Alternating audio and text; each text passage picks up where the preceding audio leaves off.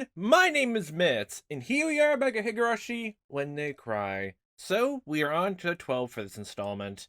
Whether it's going to be the actual final chapter for this installment or there's a secret 13th is up for debate. But, we learned a few interesting things last time, and it actually made me think of this big theory for what's happening here, at least to one character.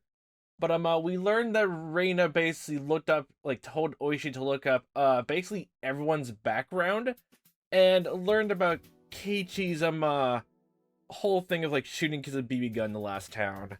And, there's, like, I'll definitely, I need to think about it even much more, because more focused on my other theory, but, like, the one thing I will say is that I need to rewatch see how Keiichi learned, about everyone's secret in Chapter 1, because it seemed just to me, in the first installment, Keiichi kind of just learned about everyone's, I guess, past and all that, pretty much, unprompted by Oishi, and that's basically made him to go down the entire rabbit hole of distrusting everyone. Like, almost similar to how Reina was, looking at the scrapbooks, and, like, even though she had the choice to accept it, technically she would just intrigue a tiny bit, and, like, wouldn't know what was happening, and then it got to a giant spiral. But in Keiichi's case in the first installment, it's more like he actually had the opportunity to ask everyone, like, what was happening in the past, and no one would say anything to him, even though it definitely seemed like something to be worried about, you know, as a new resident of the town. And then when Oichi came along and basically started, out of nowhere, started telling him about his whole friend group might have something to do with behind it. Basically, what was it? I remember Keiichi basically saying up front that he did not want to hear about this, but then Oishi sat him down and, like, explained a tiny bit what was going on anyway, and then Keiichi then, like, was now almost forced to consider it, especially from how Reina acted and all that. And then when they actually talked to the diner and all that, and especially with the threat of realizing that Reina was, like, listening to Keiichi's phone conversation, and then what he learned from Oishi, then he decided just to listen to almost everything Oishi said at the Angel Mort, and then again was threatened again by Reina and me on the same night. And the one thing I'm just weirded out, and I probably need to think about it more, is like there's a feel like there's a tiny bit of unfair comparison there, mostly just the way how Reina brings up especially in the last chapter, maybe just because there's a whole point of he's not gonna doubt everything now. But didn't Reina say, like, at the ending of, like, one of the earlier chapters in this installment, say not distrust Keiichi until like, you know, gives a reason to? Like, he technically doubted him for a second, but then immediately just, you know, went and said, like, no, I won't do that. I guess it's meant to be lead up for this, but in this case, technically then Reina basically just asked Oishi to dig up Keiichi's dirt just to find out if he's trustworthy or not.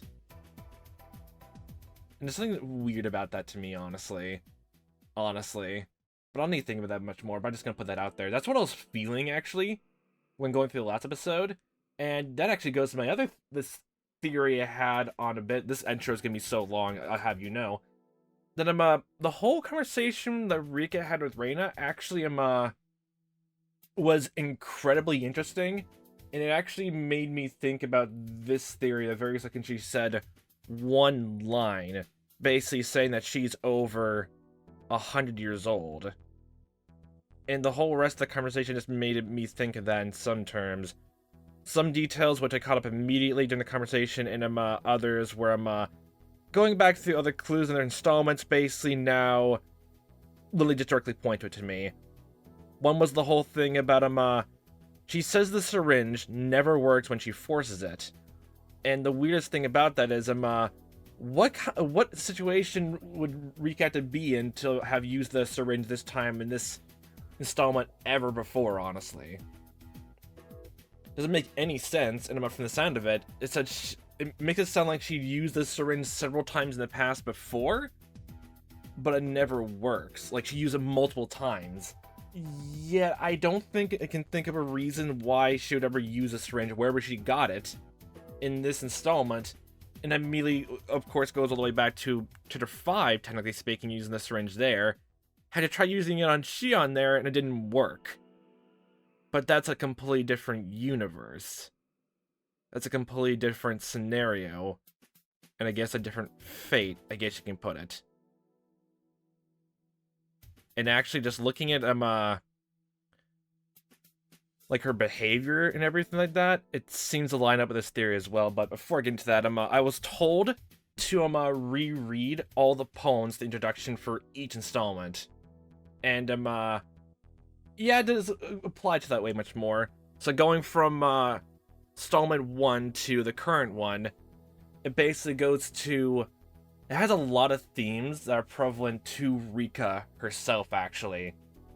And I'm also taking this from the tips from Chapter 4, honestly, as well. Please, do not deploy yourself.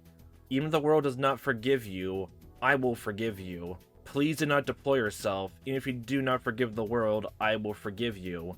So please tell me, what will it take for you to forgive me? That's actually been a big thing of like the entire game series at this point, as a theme of forgiveness. Even the very first few words, the narration of the first installment, and even some of the tips actually. Like a few times, like Reina, like no, Rika actually really just says in the second installment when I'm talking to Keiichi that as long as they feel bad, then they should be forgiven. Then right when talking about the storehouse. And immediately just like basically just told like Toma, like when she talks about Toma talking to Kana, she says to forget about them because nothing can be done about it.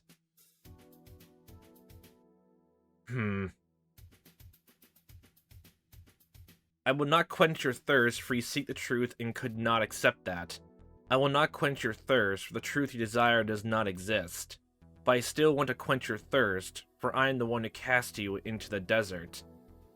Like, these poems, like, by themselves, like, seem to correlate to this one area of one part of the game, or at least go to the thematic of Rika itself. Because for this poem, it feels like it actually connects to, the conversation, again, I brought up, this poem feels like it connects right again to, like, telling Keiichi that, I'll help you. I'll actually find a way to stop this and use a syringe on Shion to, like, stop, I guess, her little rampage, actually. You seek a truth and could not accept that. Even, like, literally tries to tell Keiichi that it doesn't matter, like, don't worry about it, I'll help. But then, still, Keiichi's still gonna worry about it. It seems to go to that. Then, here's actually one which, in this, like, by itself, makes absolutely no sense, but then with the one piece of dialogue in that the conversation she has with Reina, it makes sense. The snake in the well was happy, for it did not care what was outside the well. The snake in the well was happy, for it had not to do with what happened outside the well. And you were happy too, for you did not know what happened outside the well. In Rika's monologue to Reina, actually, with taking the syringe, she basically used the analogy of a frog sitting in a well. It seems like every single poem's a direct parallel to her in some way, shape, or form, honestly. And this actually, thinking about it, my theory actually makes so much more sense, honestly. But I'll keep that for a tiny bit, going down the rest of the poem before I say it. This is the fourth chapter's one. Who is the criminal, you ask? Don't we search for them in the story? Who is the criminal, you ask? Do you even know what the criminal did? Who's the criminal? Who is the criminal who will kill me now? This whole chapter is technically the one where I'm actually amazed that this whole chapter, again, was never going to be made.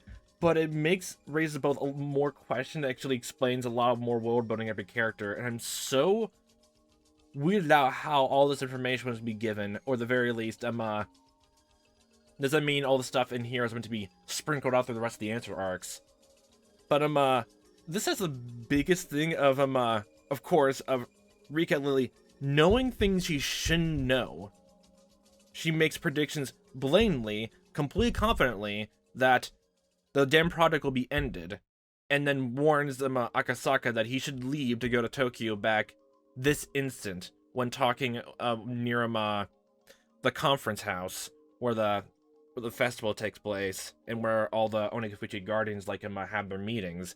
She basically says it to him right then and there. You think it's a threat then because she's part of the whole town, like make sure the town isn't swept over by the dam project, but she knows the dam project is actually going to be completely eradicated without anything of her involvement. She like implies it as much that no matter what happens, it will be done no matter what. And yet she basically tells Akasaka to go to Tokyo, and even Akasaka mentions that the whole reason why she put the phone cords is really just to talk to him without him learning about his wife's passing after childbirth. And she wanted to warn him and ask for help indirectly. She knows that she's probably gonna die. She knows who's technically gonna die in the way future for almost every single year after that point for Chapter 4, Installment 4.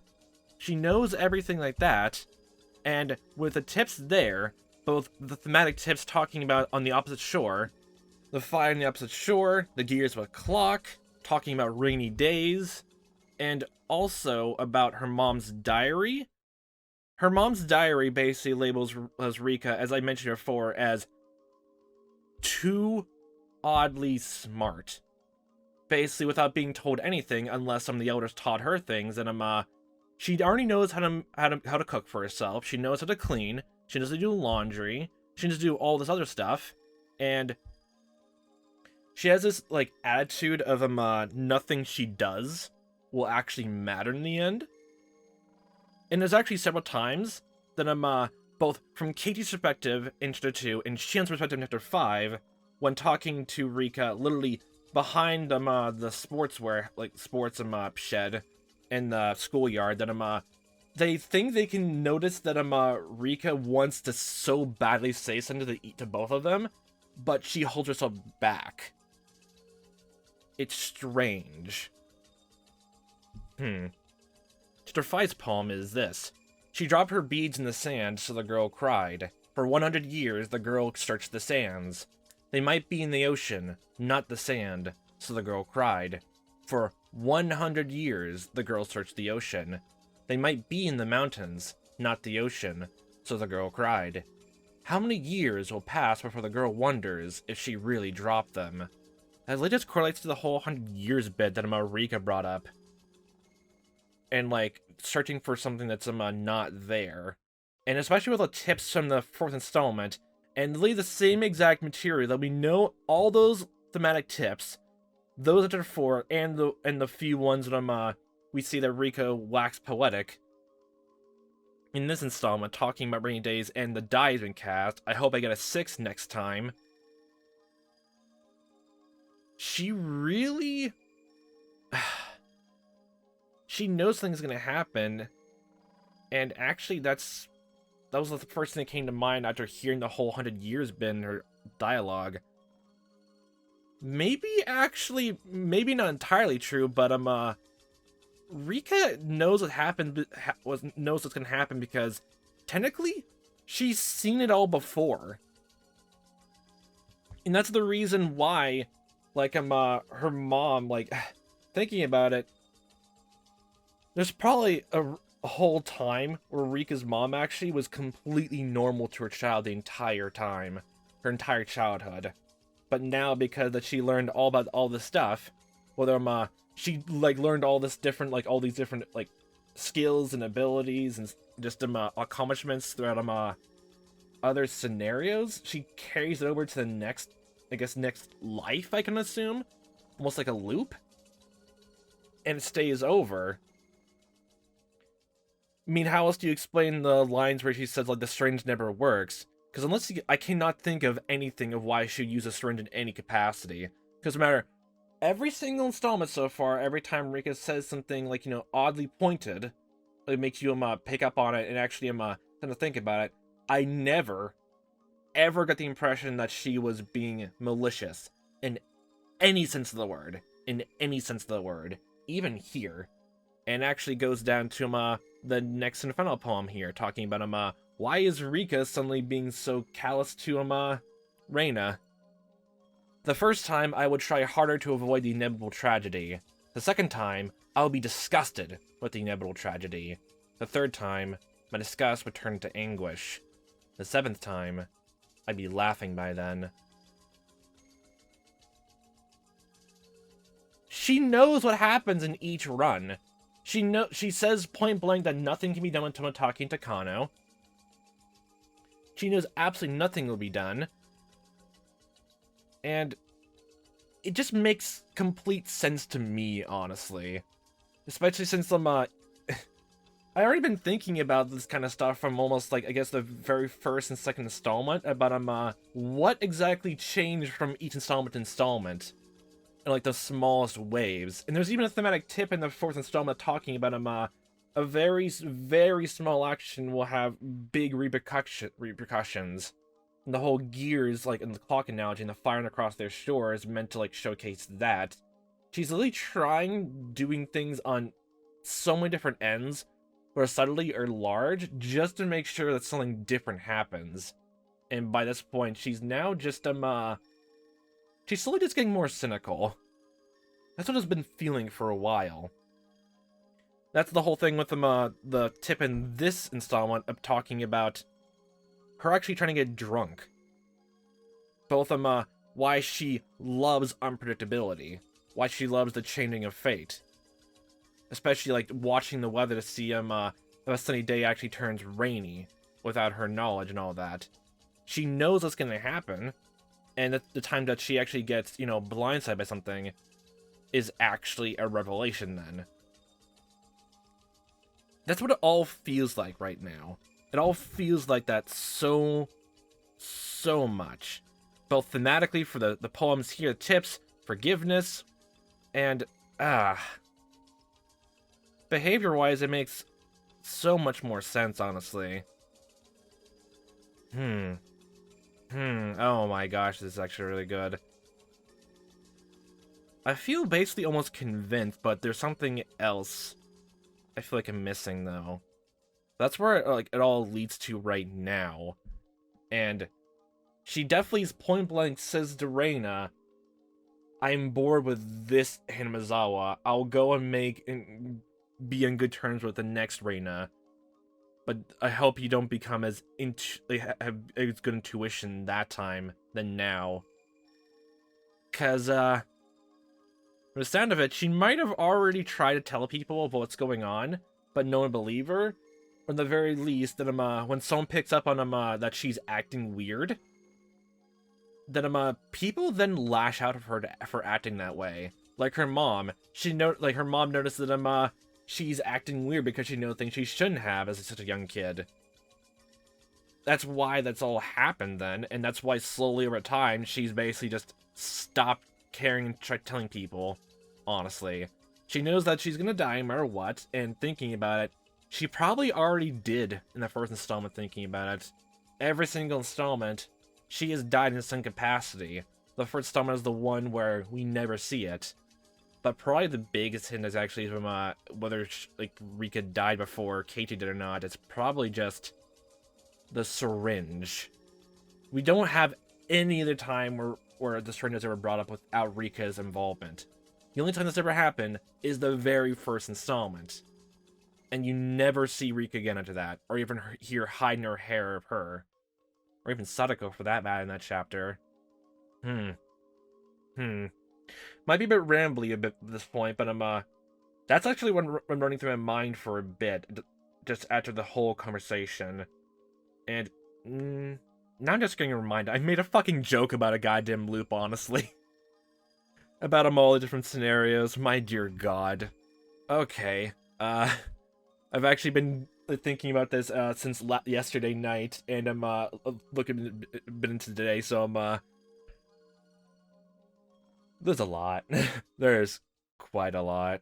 So that's literally just the one question added to him on the entire story now.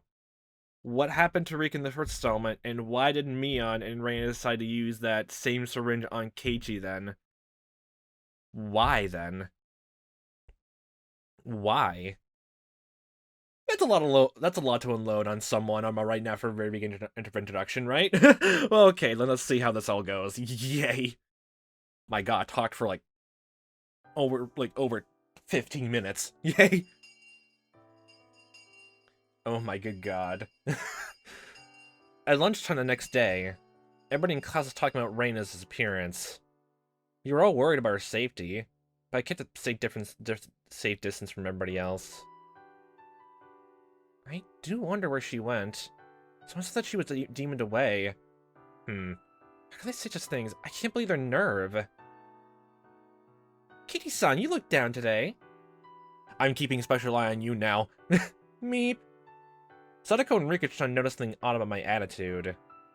So you're gonna tell your friends about all this in the past, since Raina technically knows about it, or are you just gonna, like, hide it?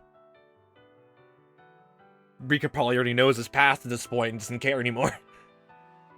I couldn't sleep at all last night because of what Raina told me. Friends don't keep secrets from one another. That sentence bit to my heart, and I couldn't sleep because of the pain. Mion, Sadako, and Rika-chan too. I have something I need to talk to you about. Is it about Raina? No, it's not. Oh, you're actually gonna tell him that. Okay. It's about me. I decided to tell him about it, because they were my friends. Didn't know what I expected to change by doing so. They might despise me. Was there any benefit in telling them? No, there wasn't. I knew that for sure. But I still want to tell them about it, just because I thought it'd help heal the pain I was feeling. And actually thinking about it, I wonder just because of how she grew up with her mom before meeting everyone, that Rika now actually never actually bothered to actually tell anyone about it. That's where it seems like this thematic is going now, so much now. My theory is right, if it's so right. It's the one supernatural element of this entire game series, only just because of her involvement. Everything else is completely and utterly just people. There's nothing else supernatural happening in this game series at all. But I still want to tell them about it, just because I thought it'd help heal the pain I was feeling. What is this about, Keiichi-san? Well, it's the truth about myself. I'd appreciate it if you listened to me. Yeah, all these ellipses are now, very suspicious to me now. It's about what happened to me before I moved here. I was the kind of guy who wasn't good at anything but studying. Wow, I can't believe it. Wow, this whole entire school looked just like the one in that one kid used in Chapter 4. And then the fourth installment. Yay, maybe they're good old buds. I learned the tricks of a game called studying at my cram school. Man, never heard that game before. How do you do it? I enjoyed the sense of superiority I felt by getting good grades. I kept studying just because I wanted to look down on the other students. My grades got better, my parents got happier, my teachers praised me. I felt good. It was fun to look down on the students who were good at running, dodgeball, or swimming. That was the only reason I kept studying. Well, they're just good at physical stuff. Before I knew it, not only was I at the top of my class, I was the top of my school. So I started to think I was the most important student there. I looked down at the kids who were playing in the schoolyard during lunch break, and started feeling a sense of superiority to them and my insignificance.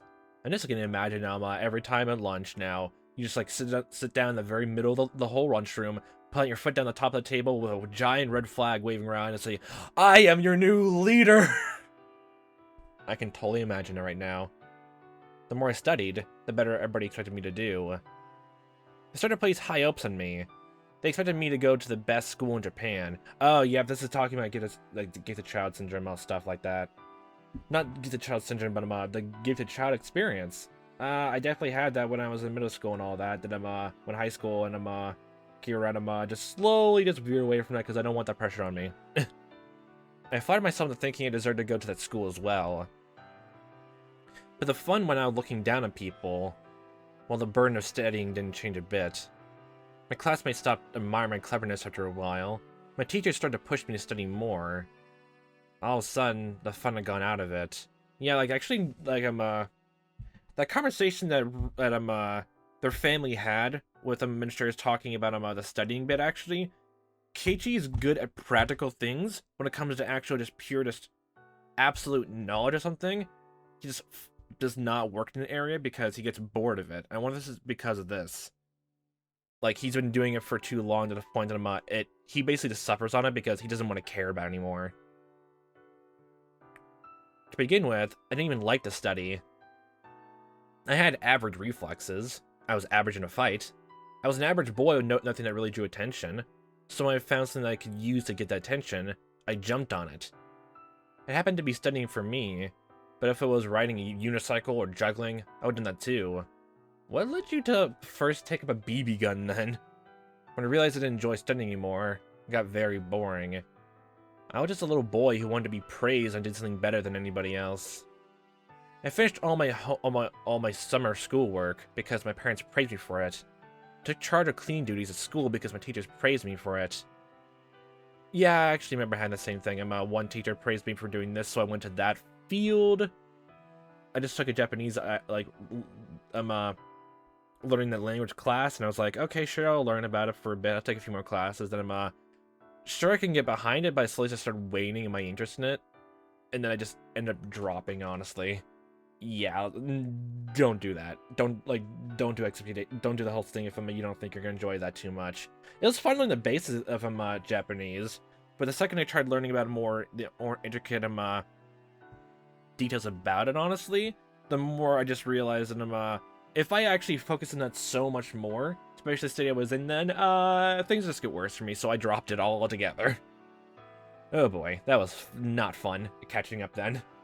So when they stopped praising me for what I did, I began to feel as though my life had no meaning. My parents used to give me an allowance that was proportional to how good my grades were, so I used to get a substantial amount of money for my age. I can now buy a whole continent! I don't know if I had a natural interest in violence, or if I was looking for it because of my frustration at the time. I took an interest in BB guns. Well, don't worry, just make sure you don't shoot your eye out. At first, I shot at cardboard boxes. It was fun. Being violent at pieces of cardboard relieved a lot of stress. Then as a result, when you run out of BB gun bullets and pellets, just run over to the cardboards and start tearing and just smashing it to pieces and smithereens until it's now a cindering, burning pile of ashes on the ground in front of you. Yay! Nobody blamed me for doing that. But soon, I started to want to do something I should never have done.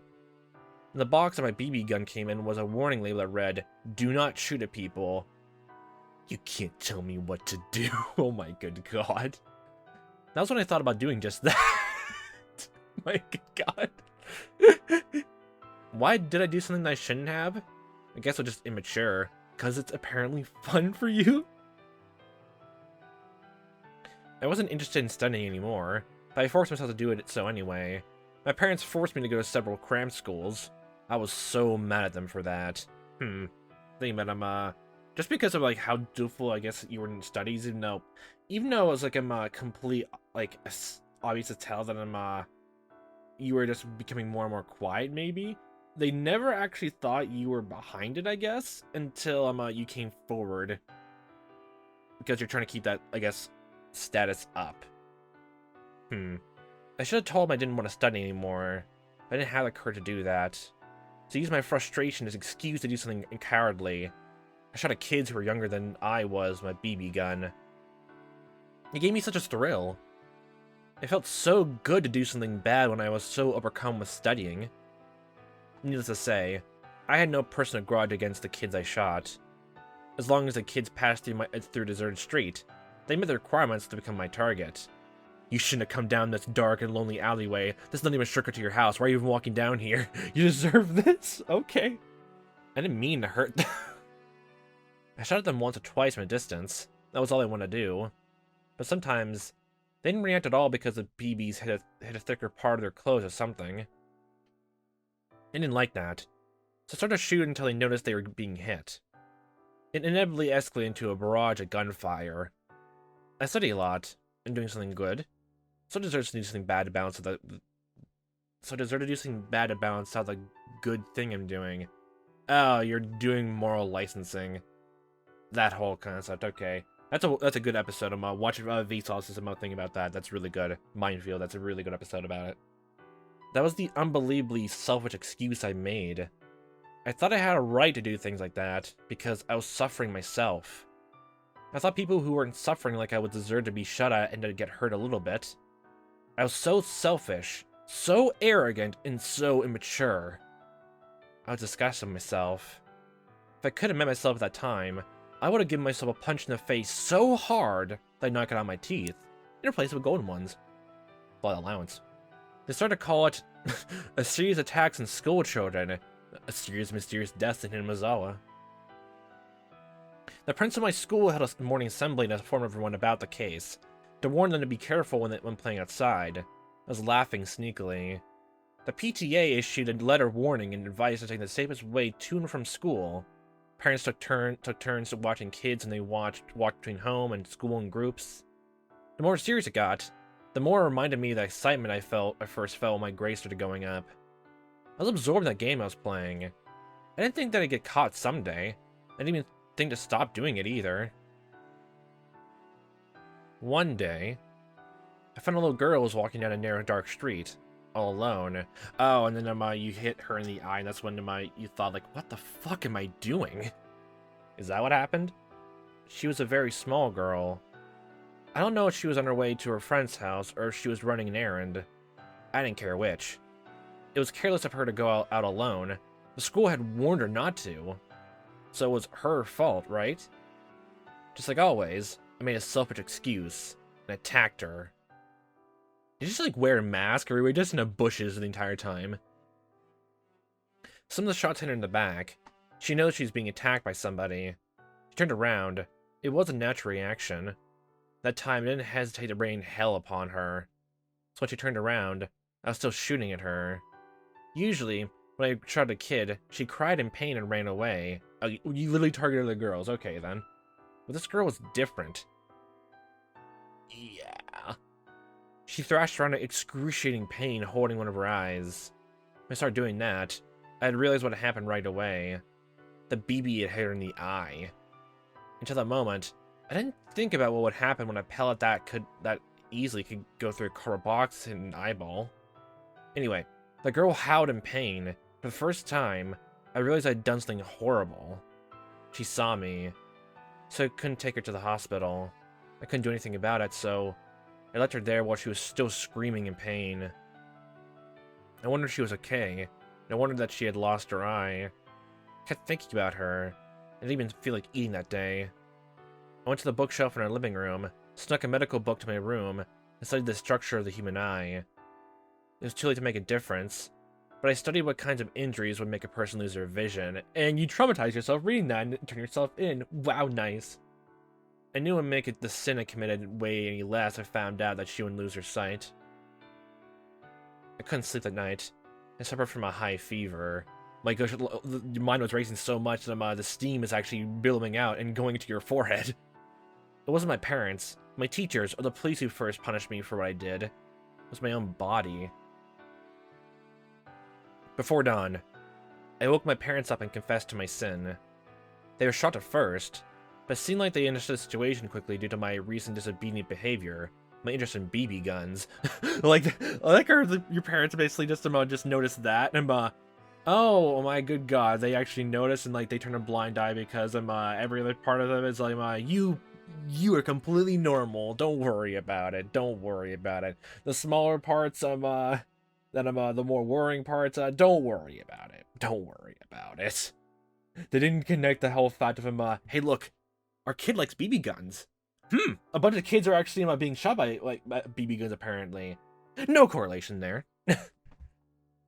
No, it makes sense honestly, the time being. My mom cried hysterically. My dad slapped me in the face till it swelled up. Before the sun came up, I turned myself into the police, accompanied by my parents. So it's so fucking funny. That's the first face we see come back to the present. Oh my good god. Holy shit. Oh my good god. I have a morbid sense of humor. Sadako stared at me with a stunned expression. I deserved to receive that kind of look. What I did was very wrong. I need to accept that. Is that all true? Yes, it's all true. I'm sorry I didn't tell you until now. What made you want to tell us? Mian asked me. Rika-chan nodded in agreement. You haven't said a single word there. I know you know everything. You know everything about everyone. To tell you the truth, I don't understand why. Well, I know, but... No. I'm just saying I don't see any reason why you tell us about it. Well... I don't want to keep secrets from my friends. You're my friends, so I couldn't hide it from you anymore. What are you expecting us to do? I'm not expecting anything. I just... If you're asking for forgiveness, I can't give it to you. To ask the kids you tend if you want that. It won't help any to tell us about it. I agree with Rika. I think you're really brave to tell us, but I don't understand what you want us to what you want to do from here on out. I don't want to do anything. Just thought it's not right to keep secrets from my friends. My friends looked annoyed by the sudden confession of my past. How dare you tell us this now? We are in a crisis situation with Reina being missing. You tell us this to lower our spirits down even more? How dare you, Keiichi? Honestly, it does make sense that even then still, but still goddamn funny though. I took it as bitter medicine. I got what I deserved. Kei-chan, I have a question. Did you suss everything out? Why can't friends keep secrets from each other? What? I mean, that's what you're saying, but yeah, honestly, I don't agree. Yeah, there's gonna be some things where it's better to actually keep secrets and anything like that because, just make things more comfortable, honestly. And sometimes on a need-to-know basis, like in this case, the only thing that really changes that you just told somebody something that bad in the past, but it's so far removed when anything's happening right now. The only time it'll probably come into play is you learn about it in a very stressful environment where it feels like it actually relates heavily.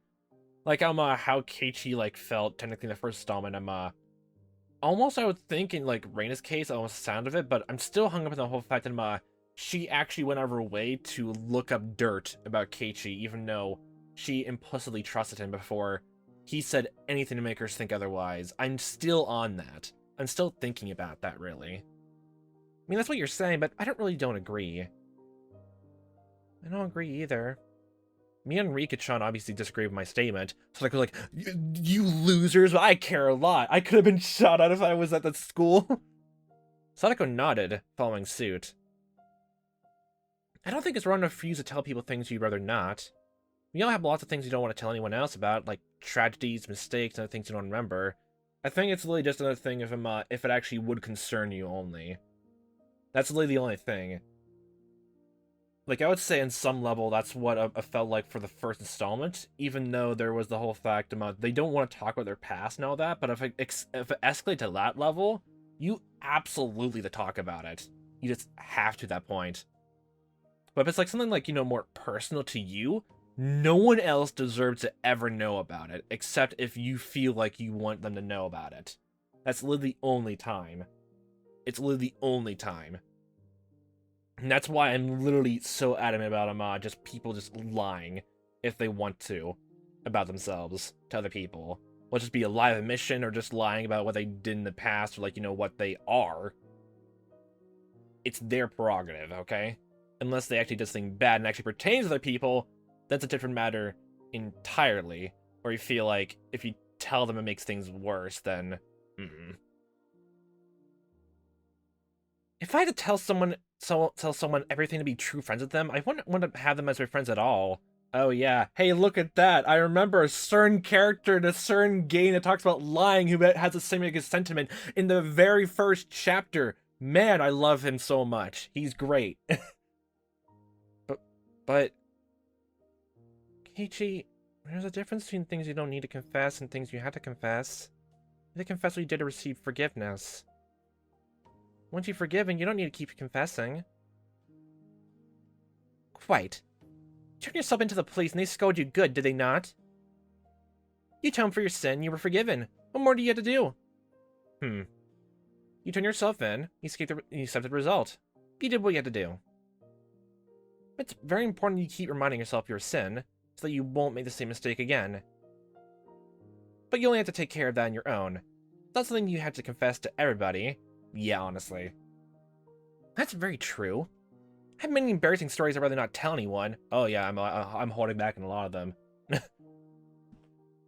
Meep. Sadako does have quite a lot of them. It's not only me! Well, so much happened over an entire year when you lived together. Okay, then it makes sense. Rika has a heap of them too. Me Poshi, like a siren. Where'd the core come from? Sadako and Rika-chan fooled around with each other as they always did. Suddenly, just turned to a full-on fist fight. I don't want to tell about this. Mia looked at them and then looked back at me. Sadako just said something very important. Did you get it? You mean the part where she said she has a dark past and nobody needs to know about? Until it pertains to everyone else, like, people need to talk about it, honestly. No. The bit after that. She's saying that everybody has something they'd rather hide. Considering that nobody grows up in a sterilized room, we all learn by trial and error. That's called life, you know? You do both good things and bad things in order to grow up. Your goal is to become a wonderful person by the end. Everything that happens is a very important experience, including both the good and the bad. The same goes to everybody else, with Sadako, Rika-chan, and me too. The same applies to everybody in this class. For example, me used to be a very bad girl. Oh yeah, we heard that a few times, honestly. Meow meow. Well, I'm not proud of it or anything, but shooting at people with a BB gun is like nothing compared to what I did. Okay. Ace with the bricks at people. My god, I actually saw this fucking meme earlier today. I think I retweeted it. Role model material. Can't even count how many times I ended up in a cell at the police station. Are you sure it was because of that or because of the whole thing with the damn product? Or did you do that before it even came up once in your life? That sounds absolutely goddamn amazing. Oh boy. Oh. This oh. God. For the damn conflict, I was regular there. I'm not kidding, it's all true. There goes your criminal record sheet, a mile long. That's the only way you can join the Yakuza. You have to have a full-page list of misdemeanors before you can join the gang. What happened in the past? And she doesn't have to tell you about it, even though she's your friend. Even though she's my friend. I made a lot of embarrassing mistakes and committed some crimes too. But I don't tell you about them because you wouldn't help me in any way. Well, if you feel better by telling us about your past, we'll listen. But there's no rule that says you have to tell us about your past just because we're friends. I don't want to dig up a past that you don't want to talk about. That's what true friends are all about, I think. I agree with you, but you're mostly just saying that because of what Reina said, so this is still trial and error time. Yay! We're happy if you feel better now by telling us about your past. We can forget about it if you want us to. Like, honestly, like, I will say, like, anytime I bring up anything about my own personal life on any of these games, I just have, like, 2 small rules for it, which I literally made before even starting Higurashi, the game series.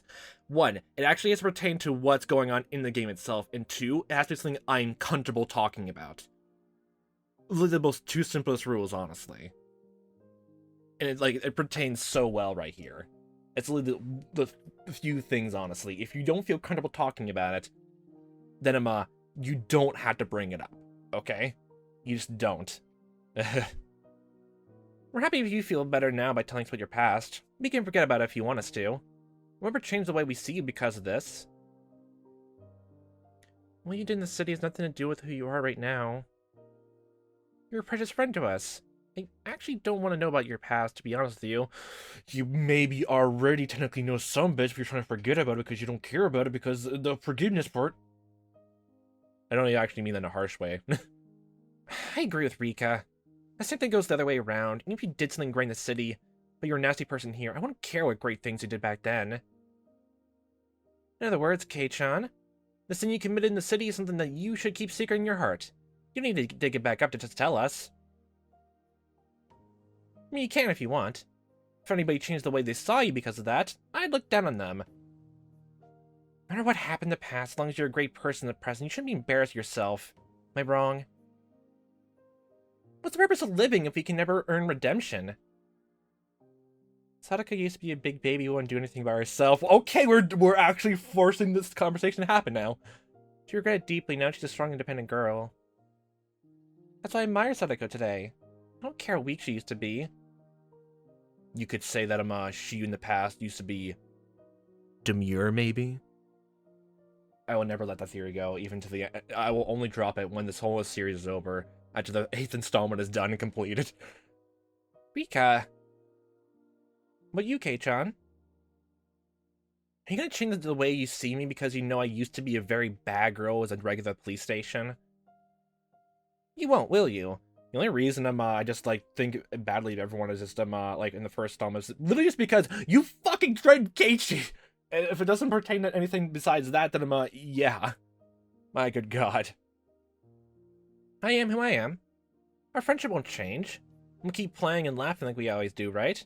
The friendship whole thing won't change unless you literally just grow distant, or at the very least, you actually start harming them in some way and they don't actually want to talk to you anymore. That's literally the only time that those, like, just fizzle out, honestly. That's what being friends is all about. What? What's going on? I thought I was supposed to be the one to give the goddamn speech and rhetoric. Why are they pulling it back on me? No, my character. No. Mina's trying to cheer me up with an encouraging smile on her face, but her expression became distorted all of a sudden. Big teardrops fell from my eyes. What? Why am I crying? Let me just say this. I didn't know anything about Satoshi, because you all hid it from me. But we didn't mean to hide it. You didn't tell me about the incidents that happen every year, right?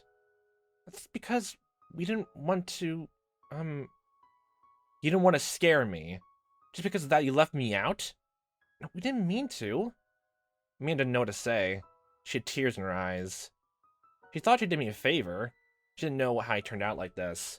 And think about it, honestly, it feels like some part of it, like, I guess a tiny bit more of the blame actually, like, goes to Rain in the first case, because of the whole sneaking and listening to the phone call made him, making everything paranoid. But it's not entirely her fault, but still, the whole threatening bit, where the fuck did that come from? After you putting a needle in there into the mochi, like, I still, even right now, cannot even begin to imagine what was your idea at that. Like, oh, let's put a needle into someone's food and all that. It's probably just me, but I am very sensitive when I eat food. And if I, like, actually, like, in my... Well, it's just because maybe just, like, a bit autistic, actually. And there's some foods, actually, the texture of it absolutely revolts me. But if there's something in my food or anything like that, it literally, I will fucking notice immediately. And that made the whole mochi needle scene, like, thinking about it, even more worse. In what universe do you think is a good... In what universe, complete disregarding everything else, would it be a good idea to go bring your friend, like, you know, some food? Like, barring everything that happened before, all of them, I guess, like, the down and all that. What, like, how do you think it would look if you handed some food to your friend, and then while you're handing over and before you leave, you start threatening them for something that you think they did, and then you leave, and then they eat the food and find a needle in it? What do you think then? That's the one thing I don't understand. It's the one thing unless I get, like, something else thinking about it, I don't think I'll be able to move on from that. That's only the biggest point of contention I have, even throughout the entire thing. Even if everything makes sense. Everything makes sense why they didn't want to bring it up. Which it really does. It really does. I already noticed that before. But honestly, that single scene basically changed everything. If that scene wasn't there, or, like, it was changed around a bit, maybe I'll be taking this way much more better, but I understand the message they're making. I just want to put that out there. She thought she did me a favor. She didn't know why it turned out like this. She didn't want to make me scare the village, because I just moved here. And also thinking about it, the whole loop thing makes sense now, because why the fuck does Keiichi know everything about these other scenarios? The same exact fucking festival year. How the fuck does he know about this unless it didn't happen before? He's experiencing deja vu again. It's the morphogenic fields all over again. What more reason did you need? I asked you before, Mion, if there was a crime at the damn construction site. You told me there was none. But there was a dismemberment lynch murder. You lied. I'm sorry. I didn't mean to lie to you. I thought friends didn't hide things from each other, right? So that makes us not friends. Ugh. What are friends? What are friends? What are friends to me? Another good question. What do you think our acquaintances are? everything else. Relationships. Like, literally just go down the entire list of finding each relationship. They were my true friends. They really cared about me. They were so nice to me and helped me feel at home in this village. I couldn't have been happier. Everything was great, wasn't it? Keiichi, please don't. Mion seemed like she didn't know what to say. Her eyes looked moist. It was hard to believe she was really acting like this. It wasn't like Mion at all. I could feel her pain. She was in pain because she didn't know what I was blaming her for. She looked so sad, but I didn't notice her pain. I thought I was her friend. I didn't understand her feelings. I didn't trust her. I just used the word friends, but I didn't do anything like what friends were supposed to do. Or maybe you still are learning what technically friends were, because you didn't make a lot of them before you moved here. That's right. That's right, I was such a fool. Mion was Mion. She was my best friend. Why did I doubt her? Why? No, okay, sprite change, okay. That's a bit jarring. Keiichi looks down these days. Okay, that's weird. He just moved here from the city. I guess the fatigue must be setting in. He probably caught a cold as a result. Okay, alright. Okay, I see. Then he needs to eat something nutritious. My grandma is making ohagi today. I'm gonna ask her to give me some so we can bring the Keiichi. Oi, Mia, wash your hands first. Hello, Reina-chan. Would you like to try making one too? Wow, that looks like fun. Yes, I'd like to try. Here we go. I have a great idea. What is it, Mi-chan? What's that little bottle? What is it? It's poison. It's not fun to only have sweet ohagi, you know?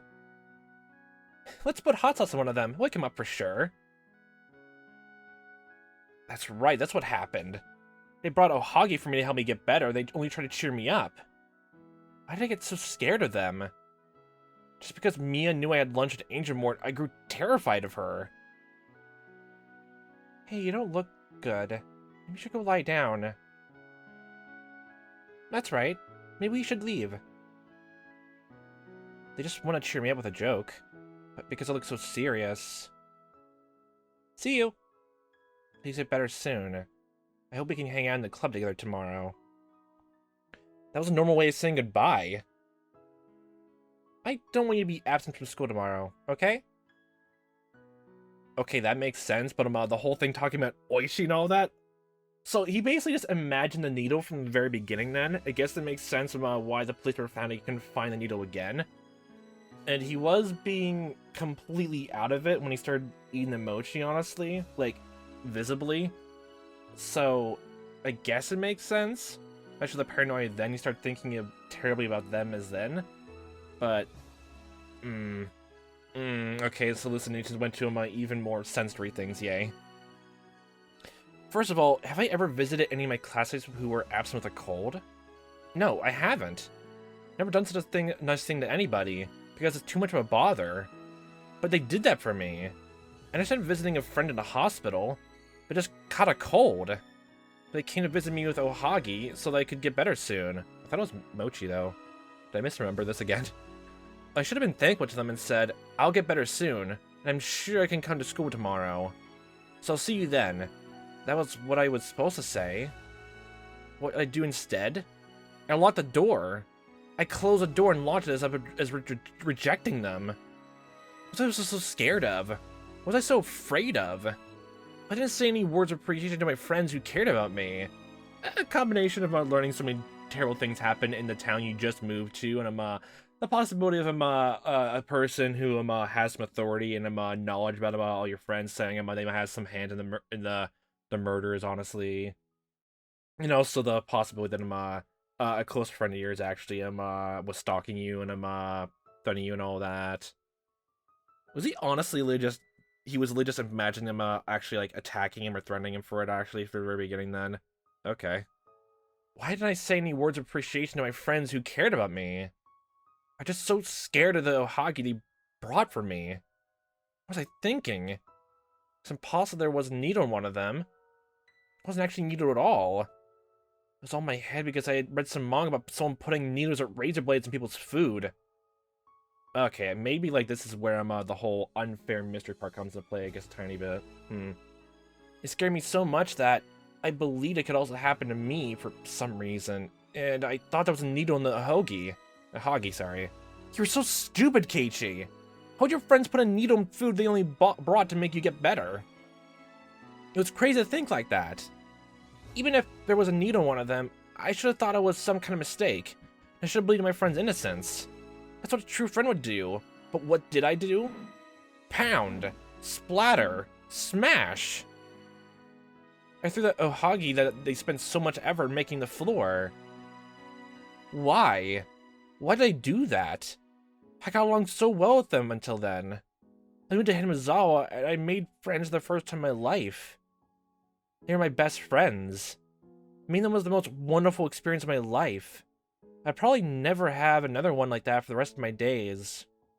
I knew that, but I got scared and I doubted them. They noticed that I was acting odd.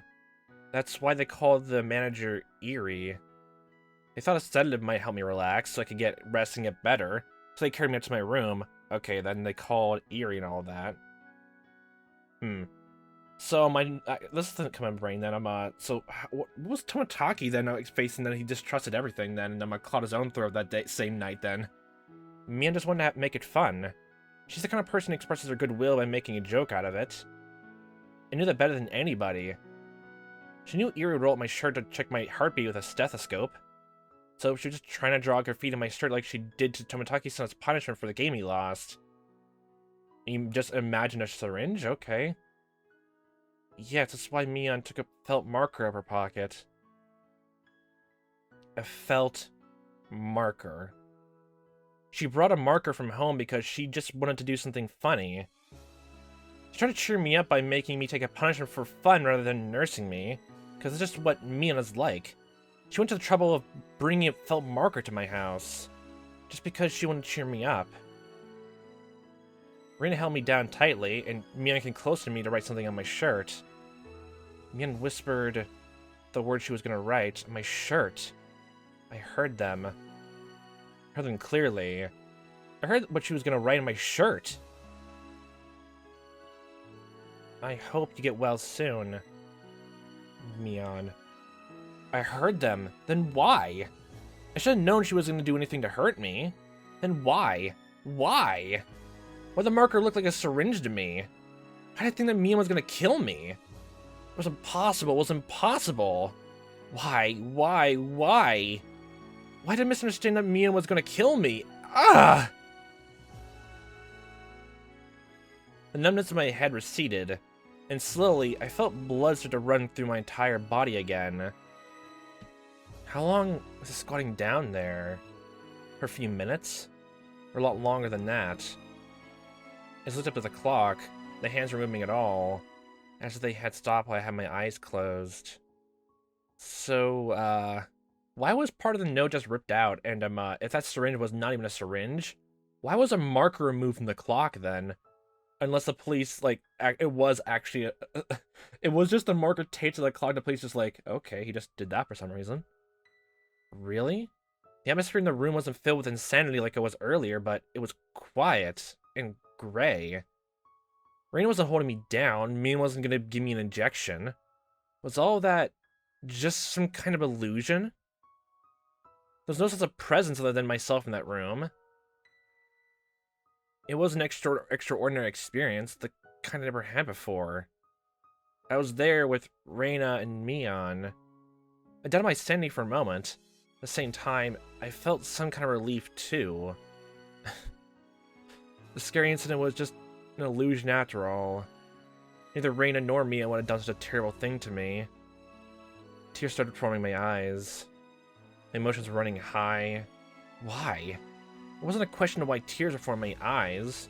Why? It was a question of my sadness. Why did I feel so sad? I don't know. I don't know. You don't know? What do you mean you don't know? You do know! I was so stupid. What the hell was I thinking? I was so pathetic and helpless. Mian just tried to cheer me up. That was it. That was all. I liked her so much. She was my best friend. She was older than me, but she hung out with me like we were the same age. She was the first one who came to talk to me in class. She's so nice to me, but I... Mian was lying down in an unnatural position near the window. She was covered in dusky red blood from her head to her chest. The red fluid splattered on the wall was Mian's. What had I done? What had I done? I never forgive myself. I truly did think of you all as my friends. Why did all this happen? There was nothing fun in my life in my old school. When I talked to anyone, it was only ever about my chance of passing the entrance exam of the schools we wanted to go to. My life was shaded in gray. Friends to me were rivals and enemies to vie for with a school recommendation and test scores. My friends here taught me just how unnatural that was. This whole month was a blast.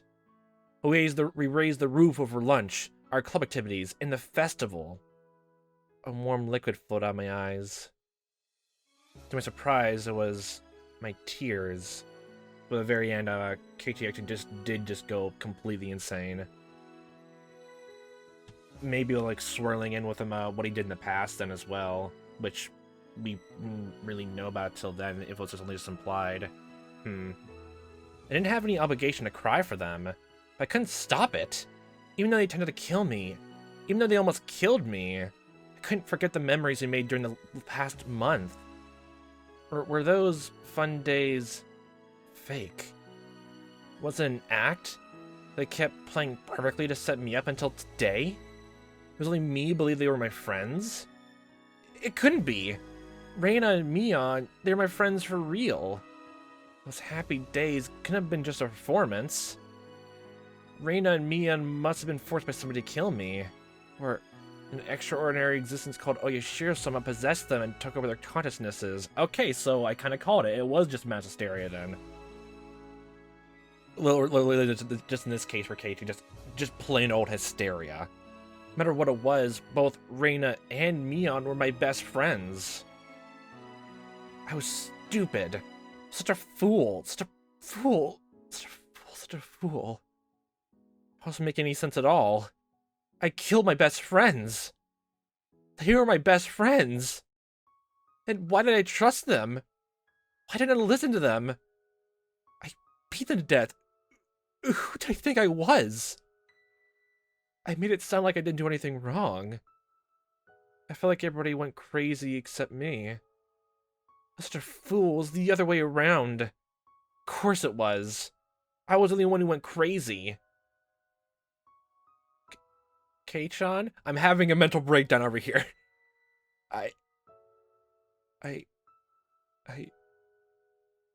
This thing terrible. I never forgive myself. Mian was still alive. I have a memory of beating her to death because I couldn't trust her. But that's a memory from a non-existent different world. Some world you apparently do remember existing. But even though it happened in a different world, I killed Mian. I didn't even realize how deep that sin was. I even thought until now that Mian was at fault for being killed. What is wrong with Keiichi-san? He's thinking of traumatic incidences. I don't know. Keiichi-san, please calm down. I'm not dead. You didn't beat me to death. I mean, I never let that happen. Okay. Quite. There's no one in our club whom you could beat to death, Keiichi-san. No. No. Mian and Sadako looked confused, having no idea why I was crying. I couldn't help myself. I learned just now that I could earn redemption by confessing my sin. I can never earn redemption for this, not from Mian. No matter how much I cried in this world, nobody could give me forgiveness. And so, I could never earn redemption from this sin. Right then, Chi-sensei came and noticed me crying. You wouldn't see a teenage boy crying like that very often. Chi-sensei asked me what was going on. At the moment, I couldn't hear anything. Mia and Sadako looked confused. They didn't know how to explain the situation. Rika-chan approached me in the midst of my sobs. Remember, don't you, Keiichi? You remember everything? I know too! Remember how you killed Rain and me? Yes, I killed them. I killed them. I didn't accept my sin. I pretended I was the victim. I cursed and blamed my friends till the moment I died. There was blood everywhere, and in the end I just died alone without any regrets. I caught my itchy throat in the phone booth. I didn't notice my sin. I died alone. Keiichi, did you notice your sin just now? Yes, I did. It took me so long, but I just noticed it now. Remember what I did, not here, but a different world that looks just like this one. I killed my friends because I couldn't trust them. They were just trying to help me. I didn't listen to them. I don't know why I didn't. I didn't care if people were staring. I just kept crying. I wanted to transmute my sin to tears in order to squeeze it out of me. The tears that were coming out from my eyes weren't my sin. They're just tears of regret for doing something irreversible. At that time, I felt something touching my head. I opened my eyes and saw Rika-chan patting my head gently. I didn't need any comfort. I didn't deserve any comfort from Rika-chan, but the words she spoke to me weren't ones of comfort. I forgive you, Keiichi. What? Keiichi, you noticed your sin. It's a very difficult thing to do, and not something everybody can. Not everyone can understand how great you are, and hence they can't forgive you. But I can, because I know how great you are. Rika-chan, this is a miracle. You noticed the sin you commit in another world. That's impossible to do. How did you know about all this? But you did it. That is the most unbelievable and precious of miracles that could exist in this world. I didn't understand anything Rika-chan was saying, unless you want to start going about different parallel worlds and all that. But I felt like she was the only one who understood the impossible memory I had. And just imagining that Rika just slowly just takes some Keiichi in a corner of the room while we're just staring off, between them just whispering to each other like this. Well, they have a little impromptu therapy session. So, you should be able to understand what Reina Ryugu is going through right now. Yes, I understand. She's going through exactly the same thing I went through. She wants to trust her friends more than anything, but she can't. She's the one who's losing her mind, but she doesn't understand that, and she thinks the world is going crazy instead. I don't know how to save her. I had no idea, because I failed. I didn't understand until I died. No, I didn't understand even after I died. So how can I make Reina realize what I didn't into that? I can't save her. I can't save her. I know because I was just like her. There's nothing I can do. Calm down, Keiichi. I did fail. But didn't mean Reina would too. There's no excuse to save her because I thought she'd fail. Or what did Reina do back then? I was totally going mad, but she risked her life to save me. My room. In that world, I've been here many times with a metal bat. But she was smiling. She knew I was scared, and that's why she smiled for me. I beat her so many times. Her arms were broken, her forehead was cut open. I remembered Reina didn't block her head, even at the very last moment. She opened her arms towards me, like she was looking for a hug. I still doubted her and raised the metal bat up high. Reina told me then it was okay. Please, trust me.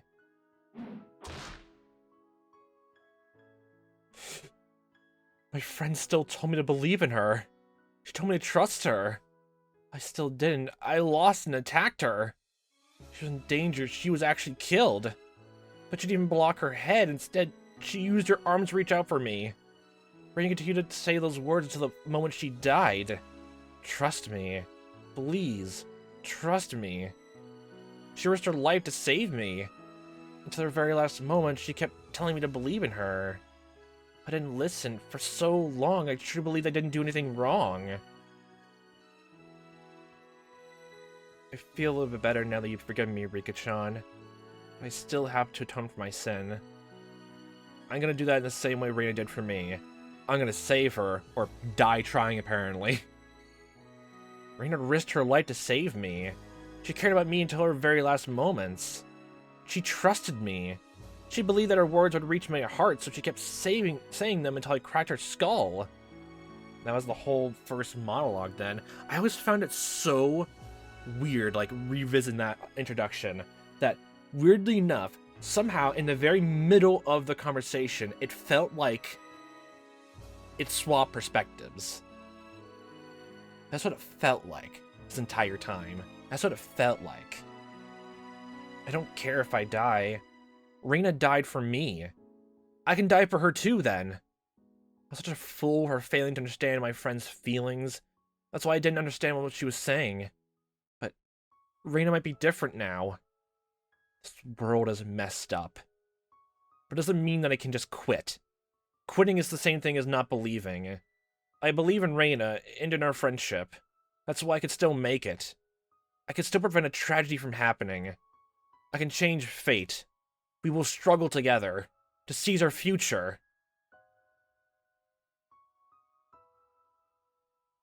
Rika-chan nodded with a serious look on her face. She put her hand in the pocket of her skirt. Keiichi, I won't give up either. I'm not gonna lose hope in this world. Take this to the next one you go to, okay?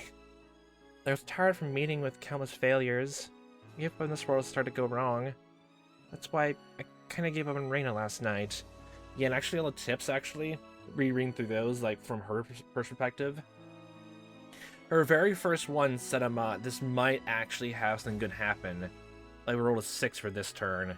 But then she started having doubts the second tip, honestly. Then the third one realizing, basically when she was gonna die was already set. But I was wrong. I realized that the will to fight is such a beautiful and divine thing. That can work miracles that can even alter the path of fate. So I'll fight with you. I'll fight again. I'll keep fighting until I reach the future. I have no idea what you were talking about. Exactly. Again, I love Sadako a lot. She's great. She's a great character. And I'm, well, obviously, just actually now finally getting a grasp on Rika as a character now is boosting her up a lot more for me. I think I mentioned it before, actually. Did I put Rika at the bottom because I couldn't figure her out, honestly, in some way? Or just couldn't place or, like, hold on to anything about her?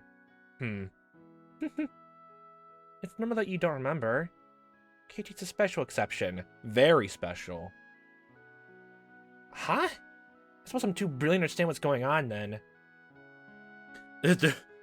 Rika-chan touched Sadako's forehead to hers. Transfer memories to use superpowers. But please remember one day, when you desperately driven into a corner of misfortune, please remember that he risked his life to save you. Look at that! Fucking see? It's literally just confirming it all completely outright.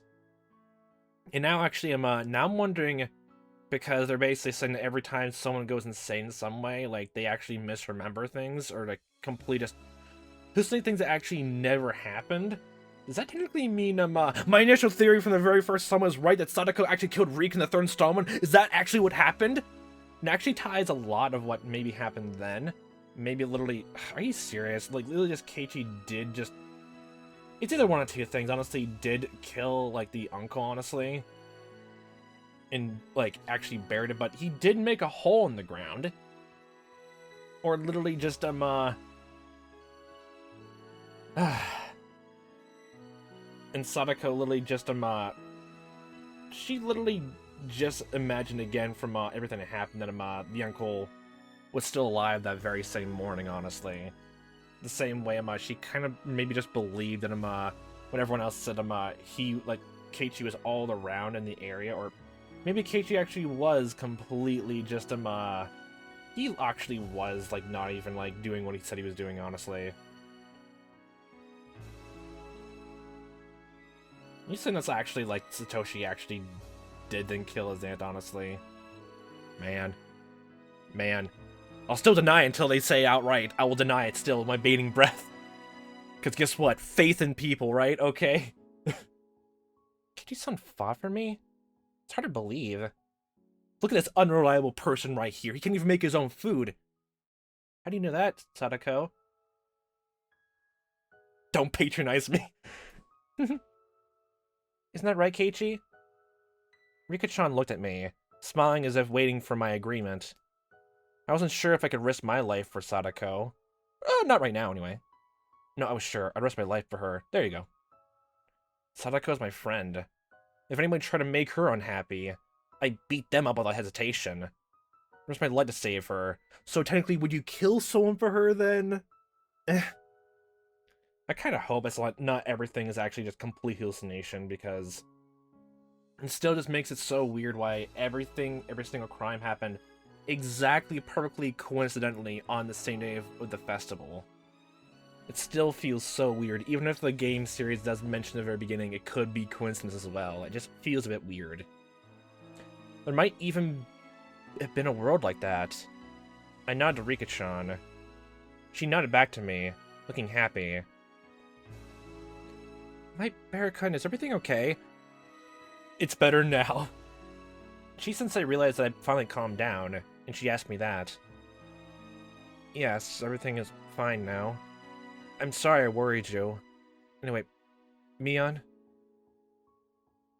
What? What is it? You look like you're scared of what he's gonna say next. I walked towards her. No, don't hug me! My biggest weakness! No! Mion stepped back, not knowing what was going on. She bumped into the blackboard. You can't escape this big group hug! What is it, Keiichi-chan? This is way worse than death itself. A hug. You look so serious. I'm serious giving you a fucking hug. Ah. I held Mion tightly. Look at that. Look, I guessed properly. She still didn't know what was going on. Her face turned red. Crying on her shoulder, I told her the following. I'm sorry. I'm so sorry. What are you sorry for, Kei-chan?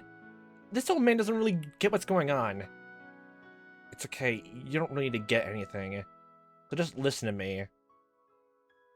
I'm very sorry in the ohagi you made. Again, it wasn't actually mochi. They were really good. They were delicious. They cheered me up. Well, I wanted to tell you that. I would go to the school the next day, and the day to that too. I want to tell you that I want to see you tomorrow at school, but I couldn't. I'm very sorry I didn't give you any words of appreciation until today. I'll never doubt you, Mion. I'll never doubt any of my friends. Never, ever again. So Mion, please forgive me for what I did that day. Mion must have no idea what I was talking about. Of course, I didn't either, and it's still goddamn hilarious for it, honestly. Even though it's still nice, it's still goddamn hilarious. I didn't understand what I was talking about, but my sin wasn't forgiven yet. I need to confess my sin in order to receive her forgiveness. I know you risked your life to save me, Mion, so I risk my life to save you too when you're in some kind of trouble. I promise I will. Kei-chan? It made me blush. Mion's face was bright red. She didn't know what was going on. Sadako was blushing too, confused look on her face. I think we all collectively got insane. But me the best kind of insane, honestly. But Rika-chan and I understood everything. We weren't going to accept a tragedy. We couldn't give up just because the world was going out of order. We're going to fight against fate to the very last moment. Mion fought for me. Reina fought for me. That's why I was going to fight for Reina this time. Just like she did for me. I was going to risk my life to save her.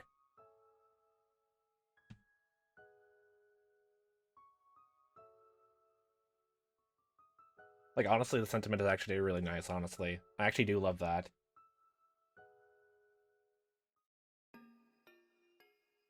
Oh my god, you went all the way to Oknomiya. Oh my good god, Reina. Oh wait, no, it's still in his perspective. Never mind. Okay, you're looking around so much for her now still. Okay, oh boyo. Oh boyo. The summit was being held at a traditional Japanese restaurant in Chichibone City. When a black car stood in front of it, 3 burly cops got out of it, followed by Oishi. They were welcomed by the Sonozaki Corps members in equally black suits. It was something you didn't see every day. Thank you for having us. We apologize for being late. Hello. I'll take you to the room. Please follow me. There was a sign saying reserved at the entrance. They reserved the entire... Is it the fucking mahjong parlor again? I swear. Oishi and his subordinates were taken inside. They walked through the restaurant's pretentious landscape garden, and they came to the gorgeous Japanese-style entrance. Oh, hi. A woman in kimono was waiting at the entrance, as was Kasai. Hello, Akane. Upon seeing the police officers, they stopped chatting and bowed deeply. The woman in the kimono was Mion's mother, Akane. Nice to meet Mrs. Sonozaki. Are you having us today? It's a pleasure to meet you.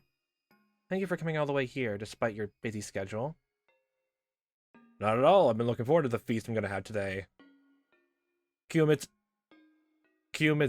is famous for its dried bean curd, right? No. I can't wait. You just taking all this in. Long time no see, Kasai-san. How many people have you upset it over the years, honestly? It's been forever since we last met in person. Yes, it has been a while. Well, we seem to be at war, but I hope we can settle this like adults. Although we're ready for an all-out war whenever you are. No, we don't deserve to fight. Neither do we. Everybody knows how messy things get when you get involved.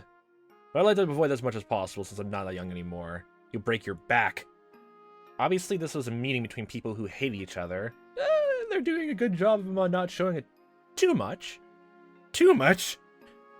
I'm still wondering why wait, Oishi, then decide not to, actually hates Coach, honestly. And now, if I had to think now of Coach being more sympathetic, honestly, the whole thing, honestly, my god. I still don't like him too much, honestly, even after all this. I still don't. It's just a weird innate feeling I have, okay? You can't change my mind on that. You just can't, okay? You can't force me to like him. Because, what was I thinking about it?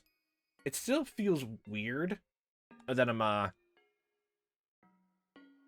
it just feels a tiny bit weird that Coach really just went in the 4th installment, went to that kid that they called him here and, listened to him crying out in pain and all that. And, didn't notice something was weird, or, completely noticed that the kid was faking it, and there's something weird going on, just left. Because either that means he's completely dense, that kind of stuff, or he just didn't care. Which I can kind of believe the dense part of it, maybe a tiny bit. Especially from that tip section from the same installment. Honestly. Honestly. The tension in their words indicate that it wasn't likely to be a friendly meeting. I'll take you to the room. Please, follow me. I feel bad that our host is taking us to the table. Well, I know we sent you the invitation through my name, but actually today's host is the Sonozaki main family. I'm sorry for the confusion. I see. We've been betrayed. Can I go back and get my bulletproof jacket? Aren't you holding it under your arm the entire time right there? Or are you just holding it just for aesthetic's sake, you? No. Oh, hi. Okay. Okay. On the other side of the door, there were several tables, and Mion was sitting at one of them. Since Mion was still young, her school uniform functioned as her formal dress. Still looked strange with both the police and the courts members in black suits. Look, she's the most brightly colored here, okay? She's the most optimistic person in the entire room than right now. Hello, must be the successor to the head of the Sonozaki family. Thank you for having us today. Thank you very much for coming. Please take a seat. Mion politely welcomed the police, undaunted even though they were older than their parents. Mion gave Kasai a look, and he tapped on the door. The waitresses, who had been waiting behind the door, started bringing out drinks. Oji-san, what's going on here? I'm not sure. They just want you to drink your sorrows away. Nothing else. Well, let's enjoy the meal first. The dried bean curd is really famous, you know. I didn't realize that kind of that feast went around even to the police department, honestly, in your little tips. From your informants, honestly. Okay, what a weird thing to tell someone about it. You know, I know they might have some black market dealings and maybe been selling some, you know, meth around their circles, but do you know they have some really good bean curd, honestly? If you infiltrate their society after them, you'll thank me later. He started drinking, but the tension continued for a while. Mion made the waitresses and the other members of the Sonozaki Corps leave the room, and soon only Oishi and his subordinates, Mion, Akane, and Kasai were left in the room. Well, let's start talking about why we're here today. Akane nodded and began speaking. We're having this meeting today so we can resolve our misunderstandings. Such as? Kasai, I want to talk to you about Reina Ryugu for personal reasons. Therefore, this meeting is with a private circumstance between Takasuyoshi Kasai and Reina Ryugu. The Sonozaki family has nothing to do with this. What are these private circumstances? Ryugu-san lives an honest life. How can she have any kind of private connection with Kasai-san from the Yakuza? Kasai? Yes. Let me explain. Kasai told the police officers that he happened to meet Reina at a coffee house in Okinomiya. He explained that Reina found something he'd lost there and that she offered to bring it back to him. That doesn't sound right. Well, for argument's sake, why don't we assume what you're telling us is true? What happened to that doesn't make any sense. I heard you told your members to find Reina Ryugu. And that's actually my fault. Reina's son's father was worried about her because she didn't come home after dark, so I sent my men to ask if anyone's seen her downtown, but it made a small mistake. Ah, wait a second. You made us come all the way here, now you're telling us to believe this bullshit? Maybe that you're making fun of us. She looked a lot more like a member of the Yakuza than the real Yakuza did. Okay, so, yeah, it's doing the whole thing of, like, doubting everything because you don't like the person type deal, honestly. Which I guess in some level, actually, correlate to how I felt about me on a tiny bit in the second installment. Like, I won't lie about that. I did make a few jokes about that. Like, are we sure you're not gonna kill someone else even though, like, we don't remember it? Oishi threatened them with a nasty smile, and it piled all the more tension into the atmosphere in the room. Oishi-san, please, just don't. Your partner's just so fucking sick of it, honestly. I'm actually thinking about it. I'm just trying to wonder then, if everything actually is, like, there's an honestly reasonable explanation for everything. There's nothing supernatural going on like that.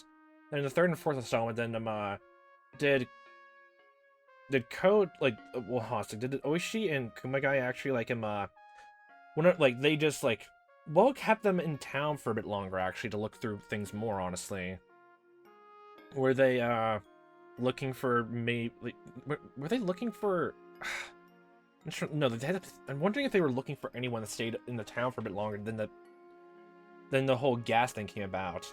Because now, like, because of, how the whole, like, first half of this tried to reframe the first installment, I just believe that everything that happened, like, everything's told, like, in terms of police reports afterward, all that, well, we can just believe them completely wholeheartedly. I'll explain the weird circumstances around doppelganger stuff like that, unless well, like, my whole idea, again, of it was just the fire that made it seem like she died sooner than intended, like, it's Akano's way. But also, again, what was different than about the first installment and the rest then? Every other time. What made her do that? And again, does that mean, like, at some level then, Takano actually wasn't at all involved with, Tomotaki's death? Because, like, they try to make it imply that she had something to do with it, but, like, honestly, just be her own creepy-ish self, honestly, just from how, other characters talked about Takano in this route, like, well, Mion especially saying, she loves spinning things to be a more interesting tale, honestly. Even if they're not really true or anything like that. And maybe she actually, Takano probably didn't even think about anything like that. Or maybe, honestly, Keiichi just imagined the whole, you never saw me this night, honestly, and just correlate with his wish, honestly. But, I guess the first instance of showing off, like, I'll be honest, and the tiny part of it was a tiny bit actually annoyed. Like, it makes sense, but I was a bit annoyed that the most biggest parts of the chapter technically didn't happen. And the only hints you get is like some small things like showing that Keiichi went mad. I do remember actually saying from the very beginning to end that it was a person's fault, the entire thing. Didn't know exactly who was to blame, honestly, but it was not supernatural in that way.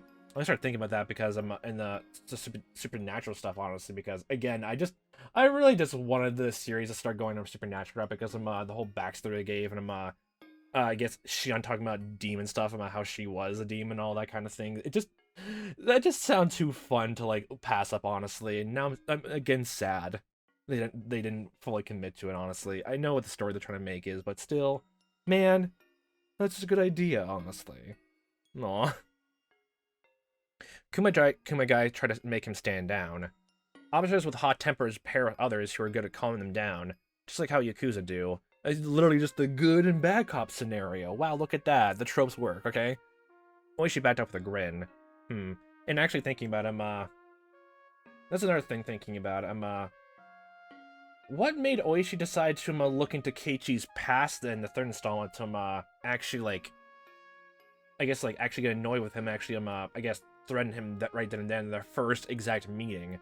Because he never had that same exact occurrence no matter what in any other installment so far. Any installment. That's the one thing I'm just worried about.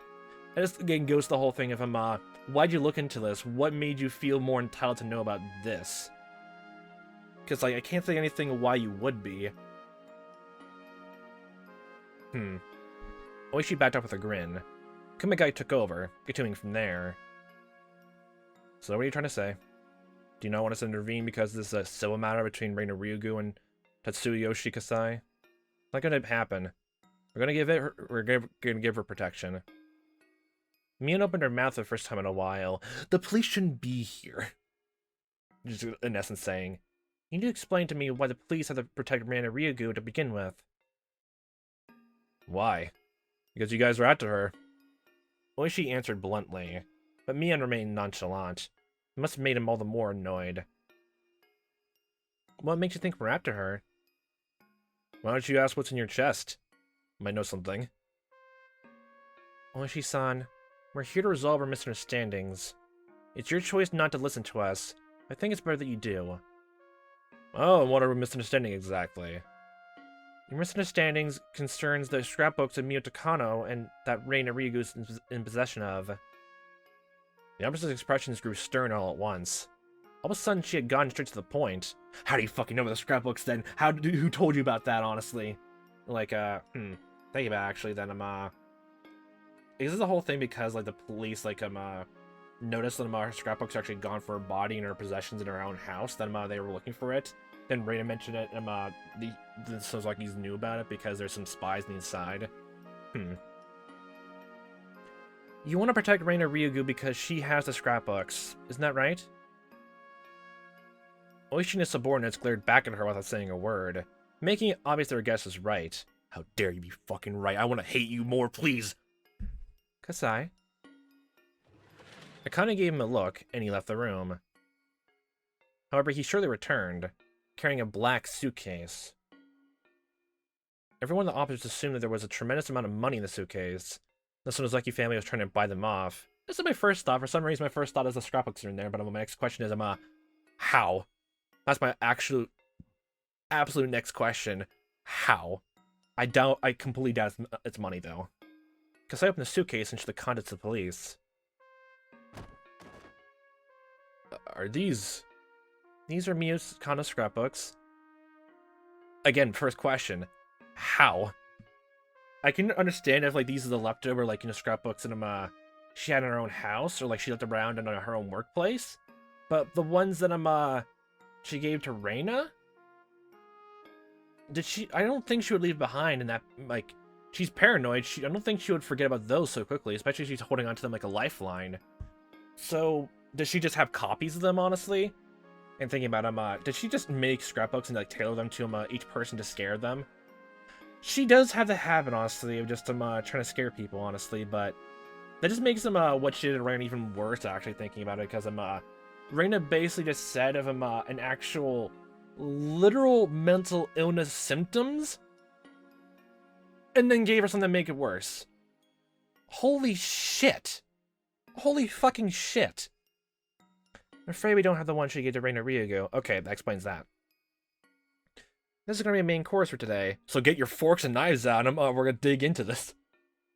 Do you mind if I take a look? No, feel free. We can talk after you read them. I'll make my people leave if you like. Oh, no, you don't have to do that. The cops produced latex gloves from their pockets, put them on, and took one of the scrapbooks out of the suitcase. There were more than 10 of them in there. We found them in Miyo Takano's house at Okinomi after she passed away. Oishi and the others desperately turned the pages of the well-thumbed scrapbooks. Are you sure these are real? Without a doubt. Oichi-san, if Reina Ryugu has the scrapbooks, that means maybe the ones she has have the same kind of stuff in them. Oishi looked stunned by the contents of the scrapbooks. He started turning the pages faster, then closed the scrapbook roughly. It's all fucking bullshit. Do all these have the same kind of contents as this one? Yes, they do. Feel free to take the time to look at them until you're fully satisfied. The other officers also rapidly turned through pages. They weren't reading them, just flipping through. Okay, here's a word here. Like, what the fuck, maggots? Aliens? What? Just reading this like a goddamn, like, it's basically just a tabloid in making. She needs to start putting all, if she combines her photography with her knowledge about the town itself, she can go to tabloid writing or novel making. Oh my good gosh, she found her calling. Not helping people, honestly. If that's her thing of helping or anything like that, then that's horrible. Fire her from a nurse job immediately, please. Coach, if you do one thing, one good thing in your life, please. You're probably the nicest person ever after all this, but still, I honestly just don't like him, honestly. They took one scrapbook from the suitcase to another and flipped through the pages roughly. Don't ruin the pages, it could crumble any second. Oichi-san, this is absurd. These are just crappy occult novels. Someone says that the netherworld collide with this world and the dead souls float across the gap. I'm gonna use this as proof. Well, yours says something about the netherworld? Mine's about creatures from the bottom of the ocean. The sea monkeys are at it again. This one is about classified weapons and the Nazis. Oh, good God. It's World War II. This one is about the legacy of the Mu continent. The Mu continent? What? That one's about Aussie, the mysterious creature in Onagafuchi swamp. No! It's Aussie! Nessie, no! Nessie, what have you done? You were the one who caused the gas leak to happen. No! We can surmise that Reina Ryugu mostly has a scrapbook about the parasite theory we've all heard of.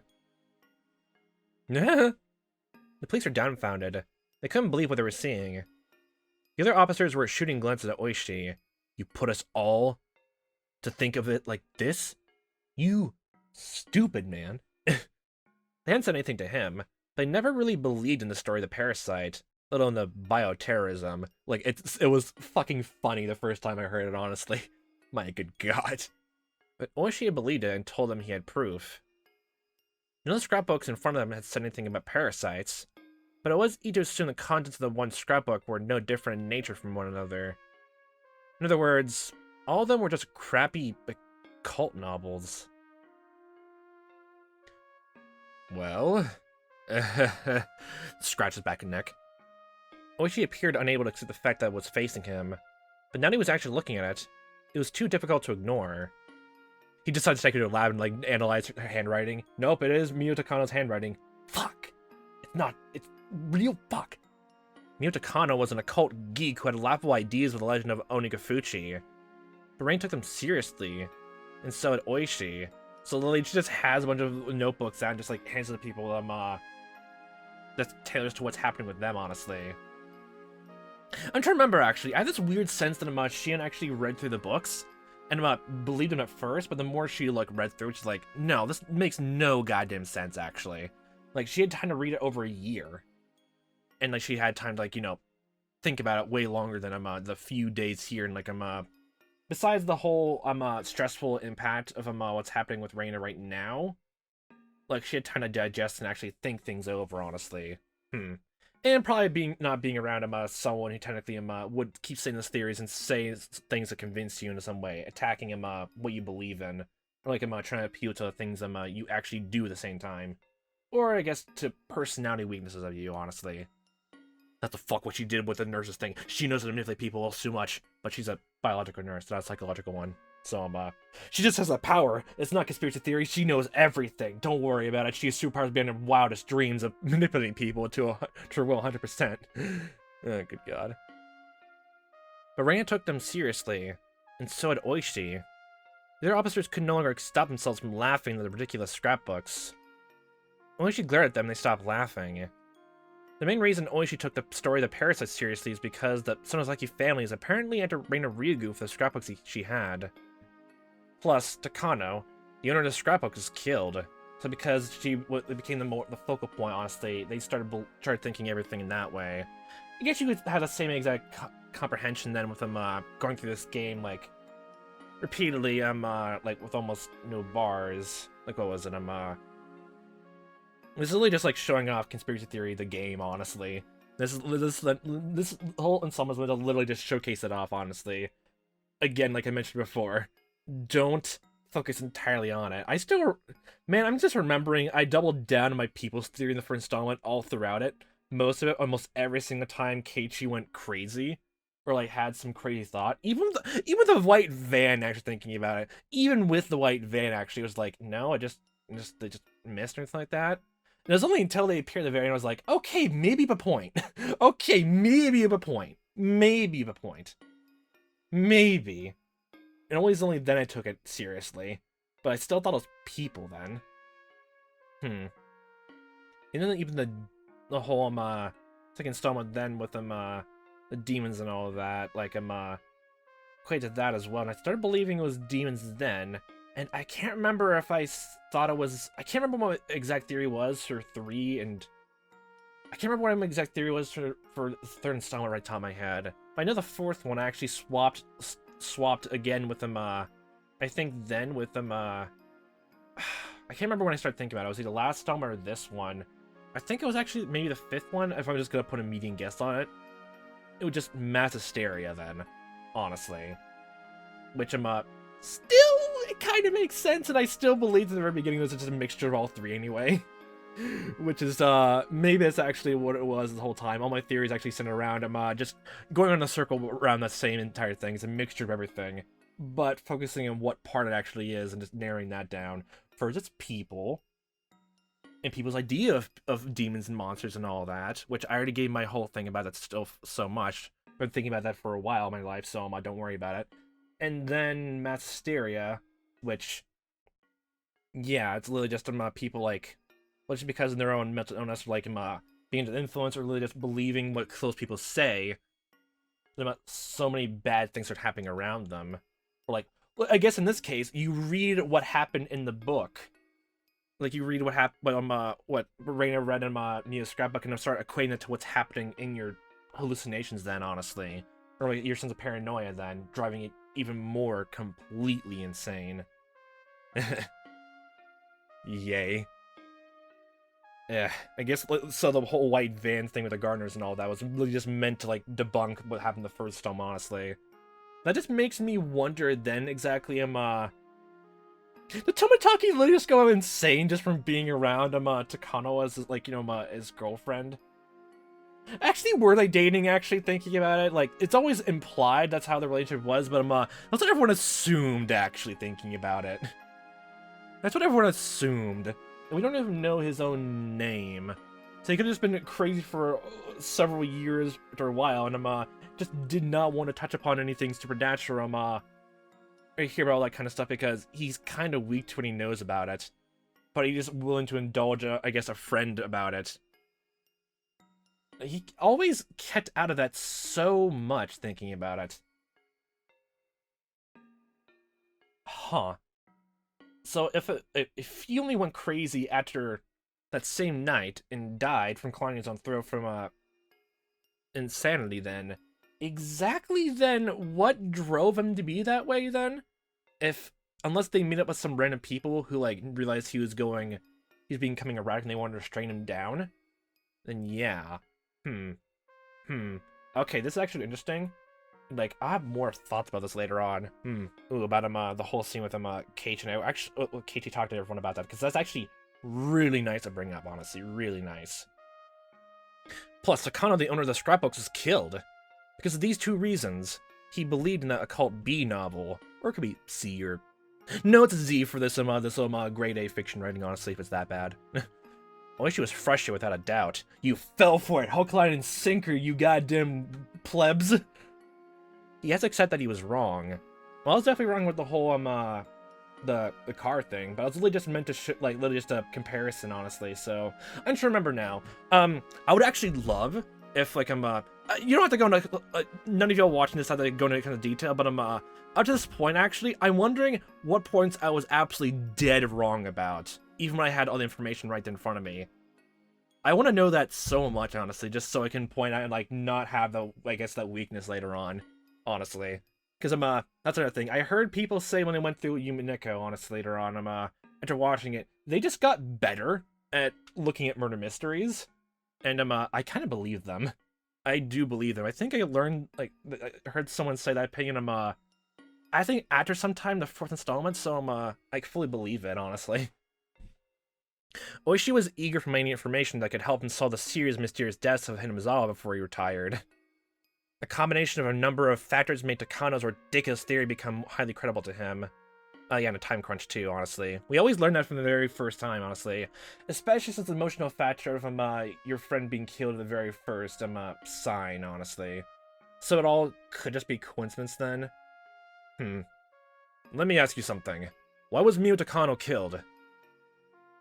We have no idea what happened to Mio Takano and Jiro Toмотaki. There was, like... Oh, I'm actually thinking about it. Until actually the 3rd installment, I don't think any characters brought up the idea that maybe they killed each other in some capacity. But that comes to the whole entire thing next of because like it goes if Keiichi actually did speak to Takano, that actually was her in living flesh and blood, which I guess makes sense because after a whole shoveling thing and running around and carrying a dead body around, which it makes complete sense. Like, it feels like it makes complete utter sense. He actually carried someone's dead body around and went complete unconscious, getting so tired, like, they're trying to drive and, like, bike back home, that then to kind of actually, like, pick him up and all that. It makes sense there right now. Now it just feels...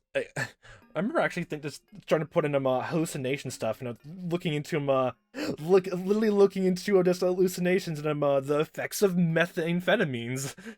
And look at this rabbit hole we're down. Oh boy, oh. You know what was that then? Did actually like did Takano and Toмотaki actually split up for a bit, and she's driving away, and they met up actually later, and for some reason or another, Toмотaki had some blight of insanity. Since the police don't even know his real name, they can't figure out if he had a history of it. And then he strangled Takano, and then decided to burn her body, and then when people like noticed or found out about it, they started attacking him. Or he felt like he felt like he was being watched by all sides like it. Just like how Reina was in the phone booth and started swinging things around of him actually just seeing hallucinations, honestly. Especially if we already been shown them several times that when someone in this situation even the whole Lent Tega report note tip thing of the psychological report for Reina, they can honestly act just like nothing is wrong until the signs are too late. It's literally just the same thing with how sometimes people have a depression, honestly. They want to hide it, so they don't want to burn the people. And then when it feels like when people actually do recognize they have depression or suicidal thoughts, they help them out. Or at the very least, try to give them help as much as they can. And then one day, they're so happy as can be, or they have a bright smile on their face, and everyone thinks, oh, they're finally back together. The next day they find out they're just happy because they're now just putting into action. They're dead now. It's kind of like that whole thing now. I wonder if it's that. Holy shit. Knowledge is not fun sometimes. We have no idea what happened to Mio Takano and Jiro Tomataki. Of course you don't. A liar doesn't call himself a liar. But I do. Come on, Oishi-san. Do you think we just do such a lousy job as to let the police find the bodies? Mian wore a cold smile. Okay, love that. It's great. She had said too much.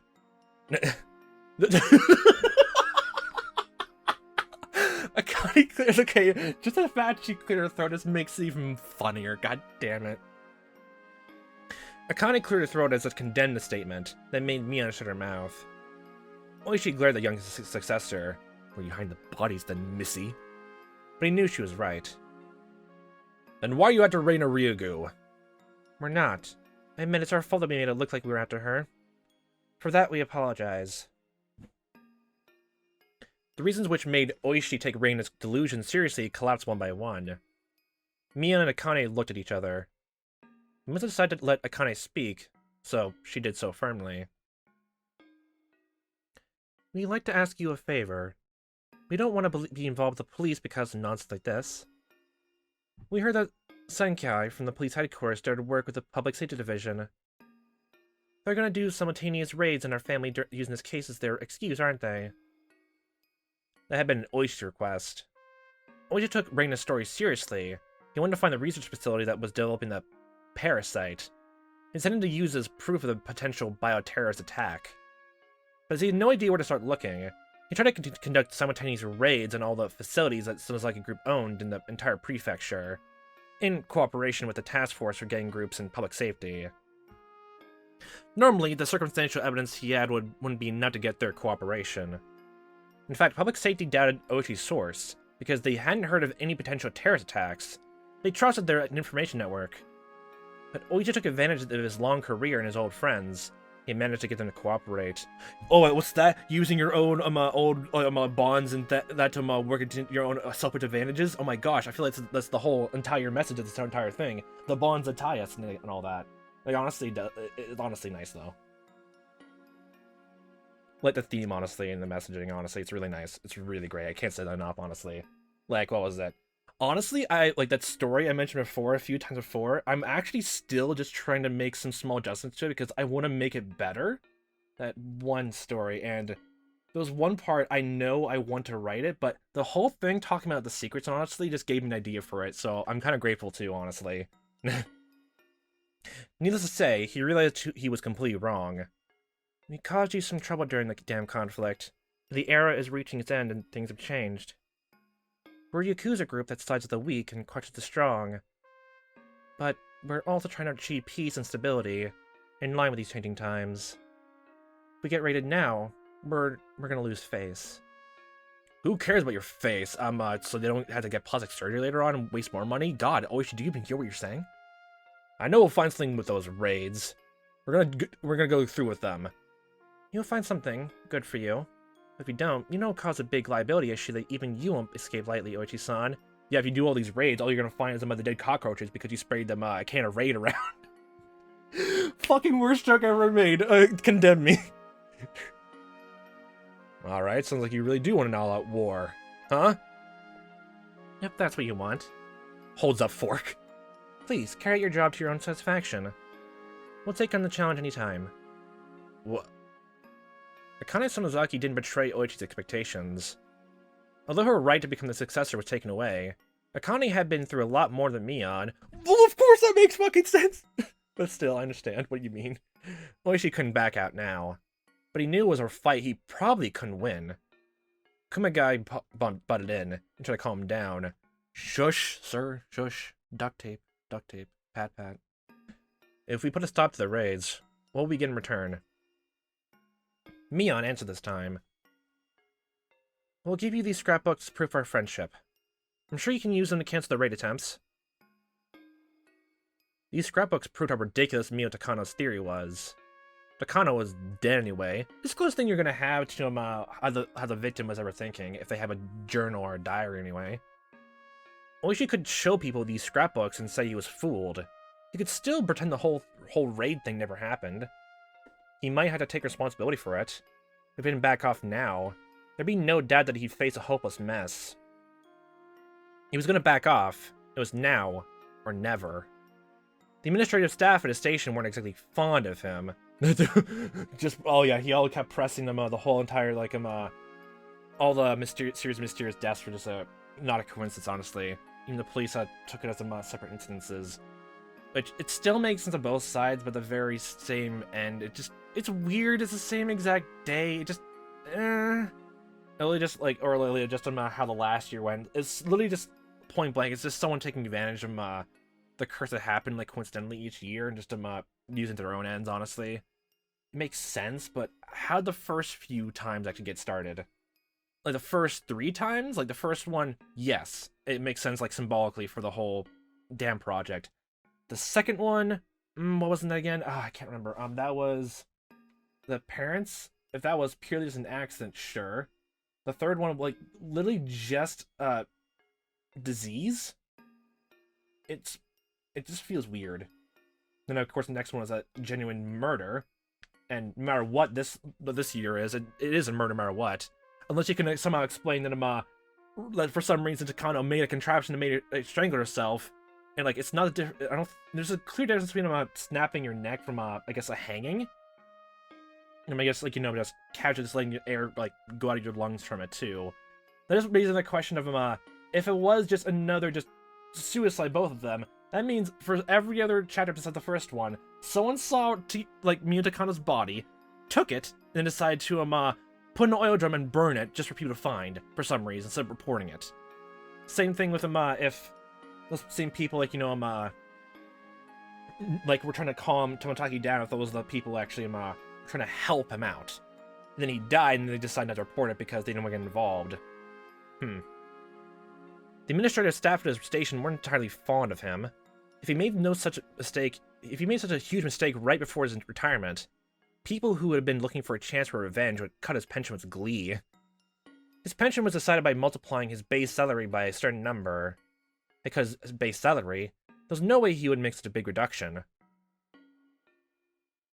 Oichi-san? He decided to back off. It was hard for him to admit mistakes at his age. He grimaced with anger. Just get more stubborn with your beliefs at age, I guess, honestly. Then, like, I kind of feel that way now, because, like, even then, because I already mentioned before, just the whole thing of him, I'm already following along with, I guess, some standards of all that, and if nothing proves me wrong, honestly, from these, like, I guess, ambiguous mantras I have in my head, then honestly, I'll just keep it on hand. And the whole thing of confirmation bias, there's that too. It's the only thing you can do, honestly. Like, actually accept you're wrong sometimes. I'm wondering when I'm accepting I'm wrong, honestly. I will never accept that Coach is a completely good person, though. No matter what, that's the one thing I will never back down on. Never, never will, never will. Kuma-chan, can you take over from here? I think I had too much to drink. I'm gonna get some fresh air on the porch. Excuse me? Oichi stood up quickly and left the room, making a lot of noise. He walked. Get out of the way, I'm goddamn fucking furious. Kasai closed the door Oichi left open. The room was full of silence again. At that point, Kumagai opened his mouth. We understand your point. Our intention isn't to cause trouble to all the organizations you own. So I want to confirm that the police and the Sonozaki family will help each other to maintain the peace of this city. Therefore, we're going to put off doing the simultaneous raids. Thank you very much. I'm sure Leader Oreo appreciates your concern as well. As you promised, we'll take the scrapbooks. And there are 2 more conditions. Go ahead. First, if you find other missing scrapbooks, you must bring them to us immediately. Second, if you find Reina Ryugu, you must turn over to us immediately as well. I'm afraid the second one is unacceptable. Reina Ryugu is in a state of delusion. We'll make sure of her safety, and we'll find the best medical facility we can take her to. She has the right to receive treatment. We can't accept that either. We have the right to question her about the murder of Takano as a material witness, not as a suspect. Akane whispered to Mion. Mion in turn nodded and began to speak. Very well. We'll accept the second condition, but let us add another condition on top of that. We'll add her own lawyers with it. She has to be there at all times. We're gonna send her a lawyer. Look at that! Look at all this. I'm guessing left and right, honestly. I just feel like I'm genre savvy at this point for things. Or at least this I just tell when things are just gonna get shotted off, honestly. When things are gonna get revealed, or it basically just retroactively, impliedly confirmed, honestly. This sort of feels like it is. This is my superpower, okay? Unless I'm completely wrong, and I'm just making an ass of myself, which that's also entertaining for me. You will only question her in the lawyer's presence. Understood? One more thing. You aren't allowed to delay us by not sending the lawyer on purpose. We'll start questioning right after we find her. We have no problem with that, but you must contact us immediately after she's found. We will as soon as we can. Akane cut in. You have to call us before you question her. You must call us the very moment she's found. This agreement is made in good faith, founded on our mutual trust. So please, do be careful not to do anything that might waste it. Understood. You have my word on that. We'll try to keep our promise with the best of intentions. Akane and Kumagai glared at each other for a moment. Surprisingly, Kumagai was very calm. Look, that's just this position. I don't think I've even seen him make a different face, honestly. Maybe just because of a surprise or anything like that. He hasn't even literally raised his voice any time we ever seen him on screen, honestly. Literally. He's cool. Okay? He was always in the shadow of Oishi, who was loud and noisy, but he had as much guts as the superior did. Oishi was good at taking care of matters in a rough and threatening kind of way, but Kumagai was good at negotiations like this. And just Oishi just left it to him, honestly. Don't want to hear all this good-natured drivel then, apparently, from the sound of it. Ugh, disgusting. With the enemy, no less? Ugh. Disgraceful. The honor. The meeting ended, and the police stood up from their seats. The tension in the room had finally ceased.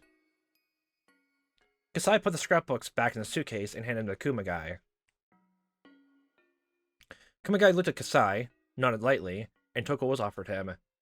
Thank you for the okay name. This is a very expensive case made in Italy. Good God, okay. Don't damage the case and bring the case back to us later. Please take it as a souvenir from us. Okay. No, let's just take the scrapbooks. We'll return it to your office later. Thank you for your time. Please give my regards to the family head, Oryo-san. The officers left after bowing to Mion. After making sure the police had left the hallway, Mion sighed heavily and felt like go over tension. Wait a bit longer so the police are out of earshot. Then just, oh, everything is going better now. It's just this entire thing, and just making sure that how to get Reina down from her crazy spree, honestly. She spread her feet on the floor, flapping the rim of her skirt. Oh man, my shoulders hurt. Just keep them hunched up, honestly. Why don't you take care of this, Mom? For the experience! Don't be silly. Your rank is higher than mine. Rank is everything, not age. Hey, Kasai. Have a waitress bring me a beer. Oh, you can let the grunts in and give them something cold to drink, too. You want me to bring only beer? No, she can't drink. Bring some orange juice for her. Mom, just get... If I can't, drink a beer, then give me a screwdriver. Don't treat me like a little kid. I guess my rank doesn't matter to you then, huh? You'll always be my big baby to me. Anyway, your father pulled many strings for you this time. You should thank him. Me too, Kasai. You have to play it smarter when meeting with the common man. I'm a little embarrassed. By the way, I'm very impressed with Reina-chan for making a fool of Oishi. You have many good friends with good potential. I'd like to meet her. We can go play together or something, and give her experience. Go into the goddamn trade. Don't go to police. Kasai, maybe see you next time. I know I said that. And don't tell any more creepy stories, alright? Oh yeah, didn't Kasai... Oh my god, Kasai told Shion scary stories, I honestly remember that detail. God damn it. Of course I'm aware of that. You traumatized a kid at a young age and made him go insane later on in life. Look what you fucking done! Well, it does make... Okay, that's another story entirely. I'll say that for later. With that, they successfully dispelled the magical power to Takano's scrapbooks. The whole mess shouldn't grow any larger. The only remaining problem was Reina. Where could she be hiding? Okay, I'm pretty sure... Okay, so that's the ending of that chapter. Okay. Holy shit, that's so good. That's so good. That is really so good. Oh my good gosh. Oh, it's still going. Okay, then. Oh, we're in this for the long haul. I forgot. This is the 3-section part of the entire game. Okay, then. Oh, boy. Oh, boy. Before I went to bed, I head to my window to close the curtain. I saw the shadow of a person near the porch. Who could it be so late? Well, I didn't have to guess who it was. There's only one person I knew who might come see me so late. Hi there, Mion, or Shion, I don't know. I opened the window and looked more carefully this time. I was right. Oh, hi. Oh, is it, oh, wait, no. I was wondering, actually, It's not raining, so this is not the whole thing for installment. That actually what, like, I'll say this right now, honestly, the whole entire scene of, the whole I'm sorry bit actually just still stuck with me, even until then. I don't remember, did I ever bring that up, actually? I think I remember bringing up once afterwards, but, it stuck with me. I just didn't know how to reconcile it, but, it was the most saddest thing. But I was in that whole entire, like, scenario.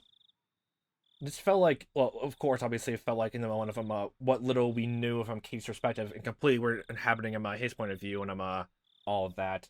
This seemed like just a very sad thing. I'm sorry it got this bad, honestly, to this point. Hmm. Hmm. It was Reina. She was just standing still under the light. I wonder how long she'd been there for. Just throwing rocks or just waiting till you just open the window, which never did. Just be there in the morning when you just left for school and all of that, just like, hi there, Reina. I mean, okay, never mind. I was gonna say, like, does anyone live around here so they didn't see her? But no, there's those 2 houses right there, right over the wall to the right there. I see you over there. I see you. I never noticed you before, but now I see you. My perception. Didn't look like she was going to ring the bell. Just standing there. She seemed to be asking herself whether to ring the doorbell or not. For how long she'd been hesitating in front of my door? Look, even standing was giving her a hard time. She looked very tired. So, is the best thing to do, to, call from the window and scare the living daylights out of her? Or, pretend to go out in the middle of the night from the front door and, scare her then, but, have an air of, a white lie there? Which do you want to make her more comfortable with? I ran down the stairs, put my sandals on, and rushed out of the house, slamming the door behind me, scaring the living daylights out of Reina. And all the color drained from her, even from her clothes, the dye and everything. Reina looked surprised to see me, even though I came out after making a lot of noise. She was stuck in her head. Reina? Is that you? Reina! Hello. She looked relieved to see me for a moment. Then she soon glanced downward and looked sad again. How long have you been standing here? I don't know. Maybe since the sun set. Reina must have been staying somewhere outside for the last 2 days at the very least. Have 2 days passed since the last section, since the police and some of the groups actually talking? Or am I just 2 days after, like, last seen?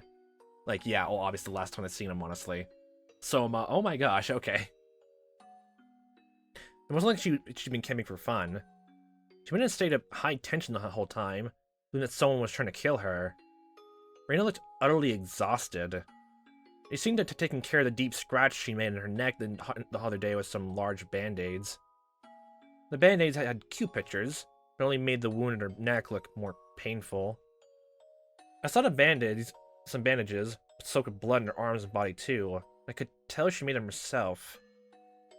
She had more scars than she had last night. Anyway, let's go inside. You haven't eaten anything for 2 days, have you?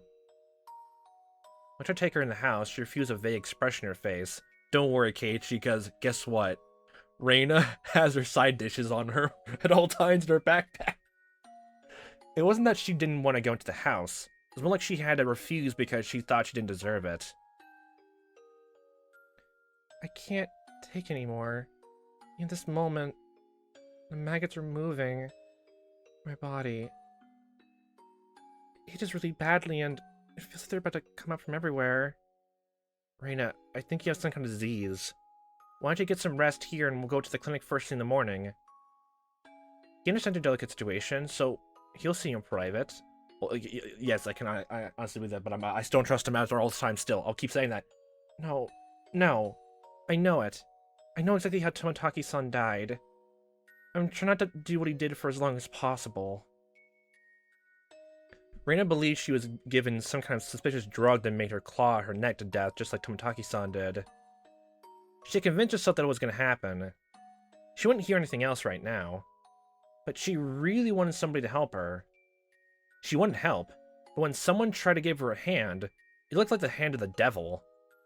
If this was some kind of disease, what a horribly depressing disease it was. Well, I don't know how I'm gonna die.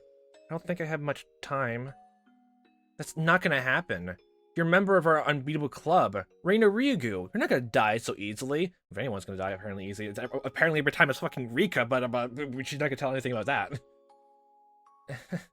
Thanks.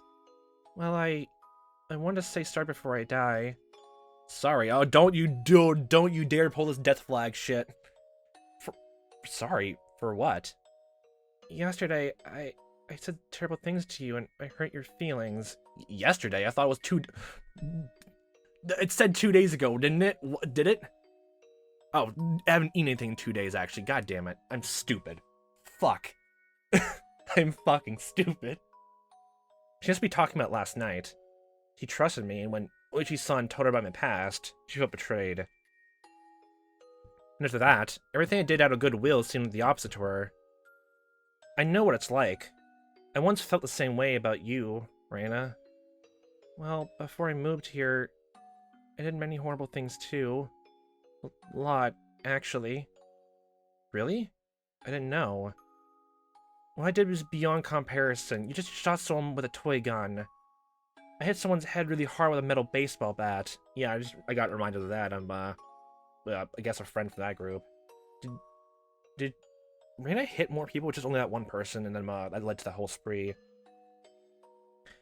Everybody got hurt really badly. Okay, I'm assuming it's everyone in the friend group then. Okay, holy shit. I also broke the windows of my school, and... I know. But how do you know? But I don't care about any of that. You did that before you moved here. That's why you stopped being Reina Ryugu and became Reina after you moved here, right? To me, you're my best friend who's very kind, thoughtful, and fun. That's the most important thing here. I don't care who you were before. So, I was way worse than you were. You have no right to say you're not my friend. I felt the same way too. I was afraid of you because I heard about your past. Oh, you knew. Not until just after we talked anyway. It just came to my head, honestly. Reina left sadly. She seems shocked to find out that I knew about her history, when she thought I didn't. But I was like, so what? Huh? It doesn't matter how bad you were before you moved here, right? You've been through ups and downs with tears and laughter, but since you moved to Hinamizawa, you've been living a proud life. The important thing is that you regret what you did. That's all that matters. You've grown up to be a respectable person. I don't care about your past. I should have noticed it earlier. Reina is Reina. That's why she's Reina Ryugu. I can understand a simple thing when she said she wasn't Reina. Simple thing, a simple action. Simple thought. You heard my past too, right? It was pretty bad as well. I was such a brat. I regret the stupid things I did. So, I thought moving here was a good opportunity for me to start over. I believe I've been the person I wanted to be since I moved to Hinamizawa. Isn't the same with you, Reina? It doesn't matter how you lived in Ibaraki.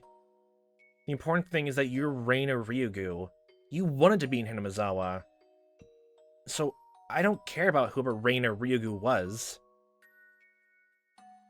Yeah. Yeah, you're right. We can start our life over as many times as we want. We might make a lot of mistakes and hurt ourselves, but it lets us become the people we want to be. You fall once or twice in your life, but that's life. We can't let that beat us down, we need to keep growing. So, it's such a asshole for getting scared of you because of your past. Doesn't matter how many times you fall. You go through a lot of pain, you can be kinder to others. So I don't need to know your past. Even if I knew, it shouldn't have changed the way I treated you.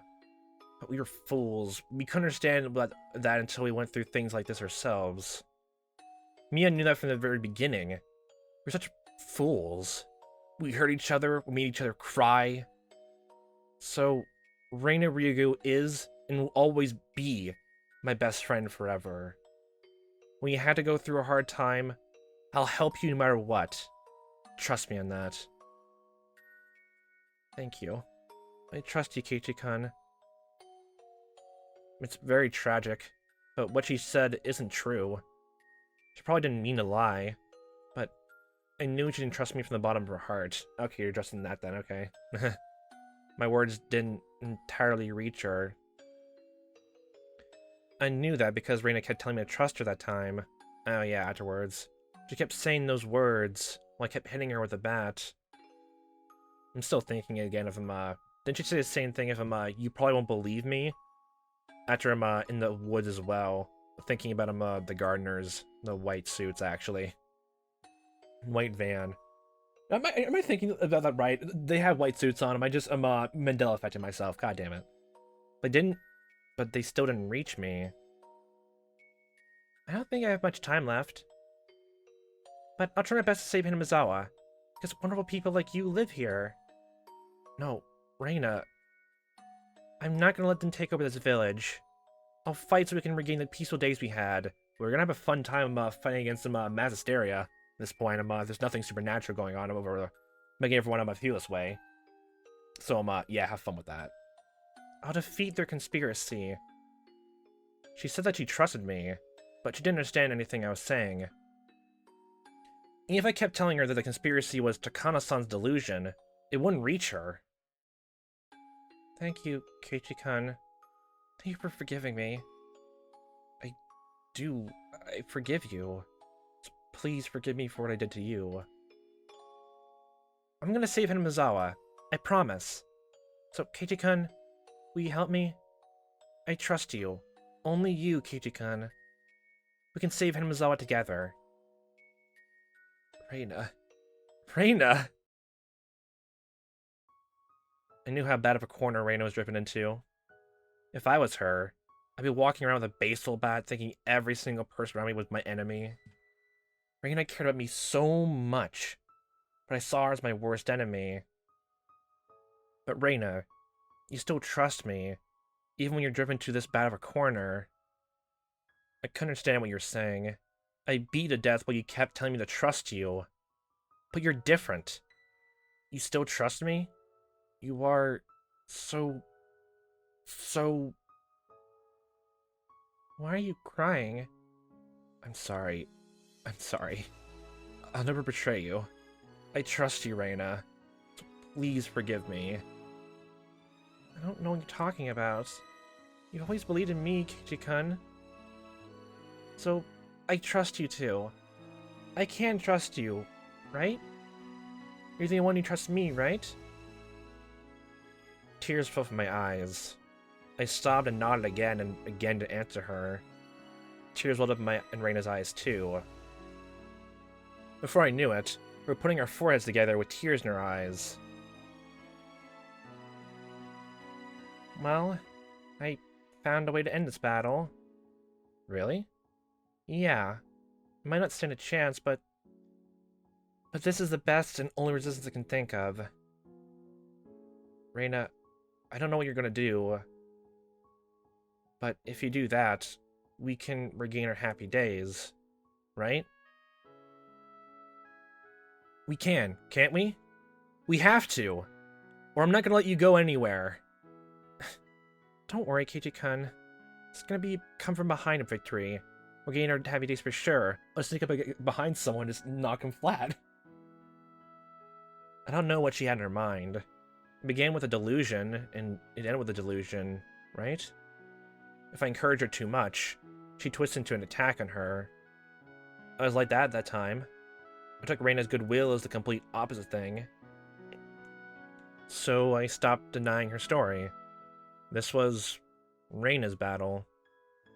It was her lonely battle. She had to fight against her own delusion. The more we tried to help her, the more we drove her into a corner. But I would always be there for her. Whenever she needed help, she could reach me. I wanted to let her know that, so I said just one thing. I'm on your side until the very last moment. No matter what, I'm on your side. If I told her to trust me, I knew she couldn't right now. I knew that. I told her those words anyway. And if she couldn't believe them, and if she tried to smash my head in, I'd say those words. I keep saying them until I die. Thank you, Keiichi-kun. Everything will be over tomorrow. We'll win for sure. And then we can play around the club together again. With everyone. We'll return to our happiest times. Although she wished to regain her happy times so badly, I couldn't get rid of the darkness that controlled her mind. Well, I have to go now. I have to get ready for tomorrow. To tell the truth, I didn't want to let her go. I wanted to stop her even if I had to grab her arm. But I couldn't stop her like that. If I grabbed her arm, she wouldn't trust me anymore. Wait, Reina? What do you have to do to get ready for tomorrow? It's a secret. My god. I might ask you for help later. You'll help me when I do, right? Of course. I nodded strongly so she could tell that I was still on her side. But I didn't know what her come-from-behind victory meant at this point. The first thing I could think of is that she was going to invade the house of the Sonozaki family, which she thought was her enemy, and just annihilate everyone in there. Okay, then no. So I called Mia to warn her till Reina left. She left bitterly and said, "Why does everybody want us to be the bad guys so much?" But she understood the situation. Because it's fun to blame someone, don't you know? It'd be easier if we really did act like the bad guys. Might be better if we tied her down and took her to the hospital. If it comes to that, I guess we have no choice. But I want to believe her. Until the last second. She still had the strong heart to trust me no matter how badly she'd been driven to a corner. She's not like me, so I'm sure she can defeat her delusion. It's hard for this old man to understand what you and Rika-chan have been talking about these days. Honestly, we experienced a lot more than you can remember in your entire lifetime. One singular lifetime, you. Did things serious happen lately? Not lately, but realized lately. You can say it happened lately in a way. Gravely, I guess you can say. I killed me on a couple days of the festival. I'm sorry I've been talking crazy lately. Anyway, please don't lose confidence in Reina. Alright? No, I won't. Anyone can catch a cold or the heart sometimes. Just happened to Reina this time, that's all. Well, she has a relatively high fever, but I'm sure she'll get better soon. We can laugh all about this later. It's not as bad as you think, Kei-chan. That silly Oishi admitted his mistake. He doesn't even know about you-know-what. So we'll just say Reina overreacted a little bit, and this will be over. Really? You really think you can do that? Did you forget that I'm the next head of the Sonozaki family? I have both the skill and the power to do that. This old man had a meeting with Oishi at a restaurant today, and we cleared up all the misunderstandings. Oishi was shaking in fear the whole time. I don't know about fear, but just complete, utter anger. The sin of wrath is on his mind, okay? Hey, I'm pretty good, don't you think? Miam bragged about her achievement, laughing loudly. I can tell she was exaggerating a little. Yes, everything was true except for the last part, okay? Everything. Anyway, compared to the sense of impending doom Reina seemed to be feeling, the others seemed to be taking it rather easy. It was up to Reina now. If she understood everything, she could go back to the peaceful world she wished for. We were waiting for her to reach out to us, just like we did by the abandoned car at the garage dump that day. Reina, I couldn't win. But I know you can, because you're the one who told me to have faith until the end. So I know you can win. I didn't mean that she could literally win the last battle she was talking about earlier. She could lose the battle but win the entire war. But Reina would win. She'd win, and she'd regain her peaceful life.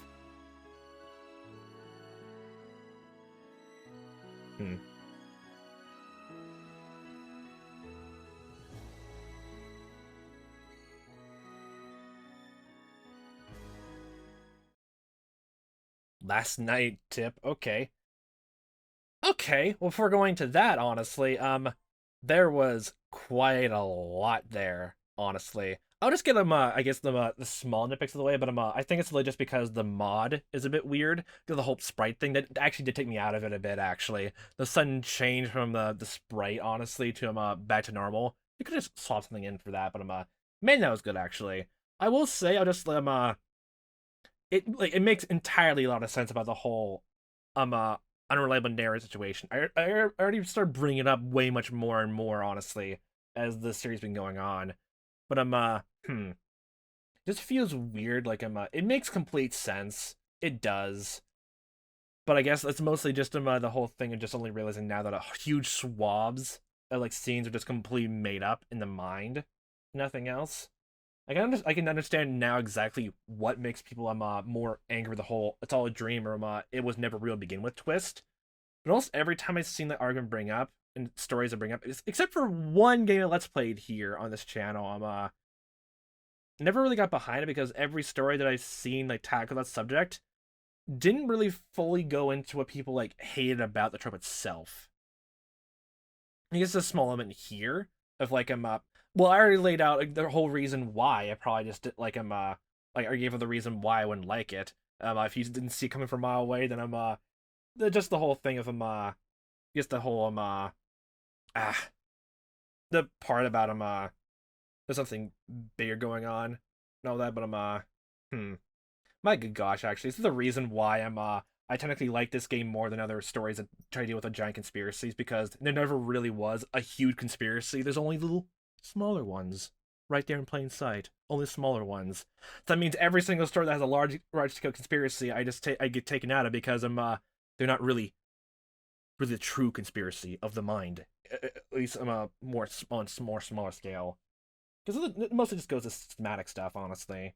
But yeah, the whole entire thing about secrets and all that, yeah, it literally just makes a lot of sense. It makes a lot of sense, honestly, to me. Like like yeah, I'm just like yeah, I'm gay, so like that talks about the whole thing talking about people want to work out things their own way, and really was gonna bring this up too. That it's better just to let people like go their own pace until and actually comfortable and like figure out their own way.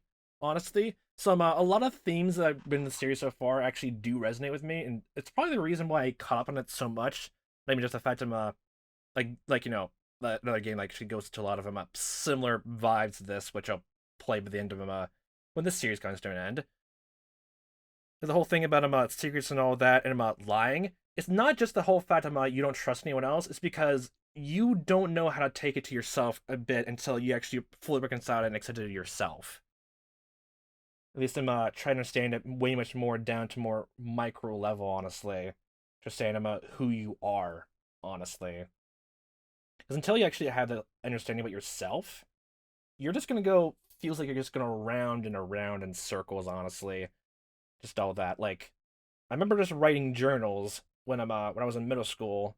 Like I think earlier than that, just well the whole onslaught of puberty and all that, and of just like realizing, oh yeah, oh shit, I don't look at other people the same way that people do. Uh, yeah, there's that whole thing. It makes complete sense. I'm actually kind of glad the story does like goes into that a lot, honestly. Oh boy. I'll probably need to digest that whole like first beginning scene way much more to give it more appreciation, honestly, which I guess I'll do next time I think about it if anything else comes to mind. Like, honestly, that was really good. Despite the small hiccups with the mod itself. And this slight annoyance, which I was kind of expecting in some level to get. I kept literally repeating it ad nauseum.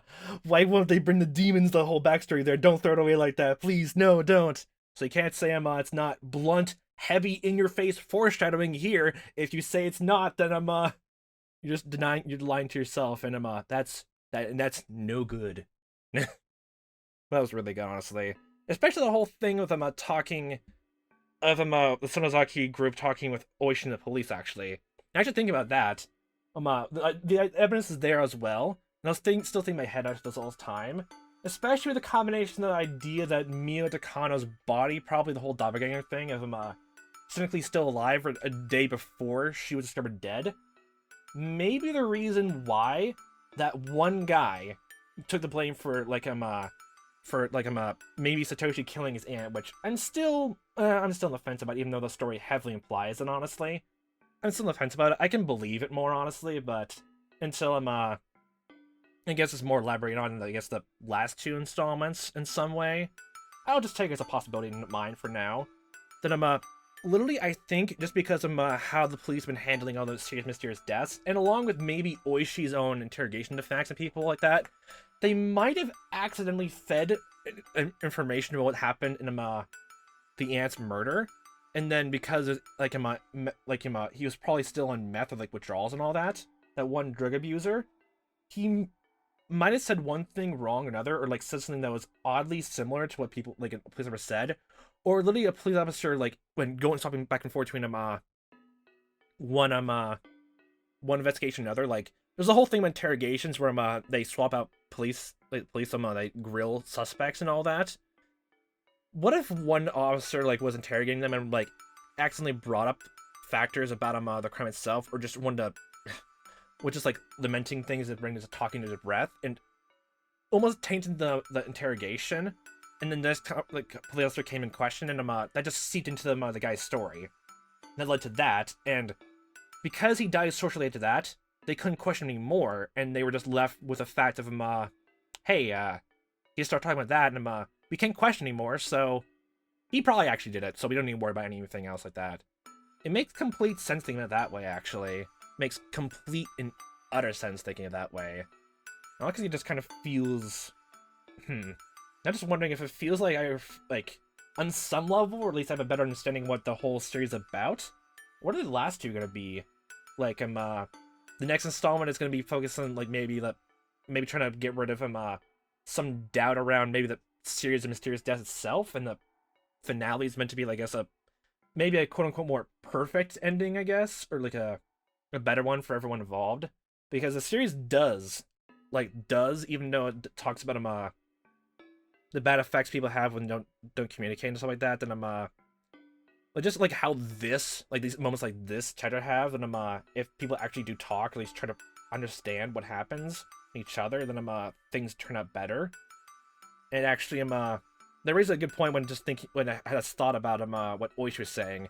How exactly do you counteract someone who has a complete hatred towards you, or is so focused on this that when something blindsides them, they transfer the hatred over? What do you do about someone who, like, I guess, the same way, it's almost the same thing about Reina has in the situation, and even Keiichi. What would you even do then if someone completely hates you, not even just for like they were thinking things that weren't there, but they have a legitimate reason to hate you? Like, what would be the best way to, I guess, ease them out of the hatred? I think you can only do just lessen someone's emotions down and how they feel about certain things. So the only way that Oishi is ever gonna, I guess, like, calm down about the Samsaki group itself is if, like, there's, like, some evidence pointing directly that they weren't involved, or like just proving outright that the town itself had nothing to do with the first murder, mysterious deaths in Hinamizawa. That's the only way he's gonna actually, like, calm down, I guess, in some way, get some closure for his friend's death, honestly. So that's the only way. Or at the very least, he's accepted he's not ever gonna know, and he should accept that fact. That's the only other way I can think of how he actually get less aggressive towards anyone else. So, yeah. Last night. Let's see this Reina's perspective then. Oh, okay, mysterious person. That's the one thing, because we probably, my first guess actually, because Rika talking to this mysterious person in her other tips, it's probably someone we have not met yet, because why would they hide it from us, honestly? Especially since it's a third-person point of view, honestly. Well, sometimes, actually. Rika, like, actually, no, it's always in first person, actually, thinking about it, never mind. So, it must be someone we haven't met before, or they're just there for dramatic effect. I can go either or, honestly.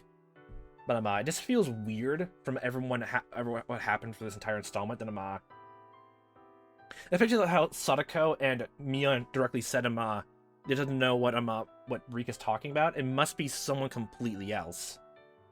Especially the whole thing about secrets and lying and all that doesn't seem like it would be a thing to lie about anyway. So there's definitely someone we haven't met so far. So tomorrow is the day. Yeah, this is literally just continuing on the other tips. Okay, then. Oh, you mean the day we die? Both? Both? It's gonna end up the same way this time, just last time. I wonder if, like, actually the tip from Keiichi's dad's perspective actually with Rika and maybe that girl actually. Oh, so it must be her then maybe? I don't know about that, but it's been very similar to the last one. But there were some things that are different too.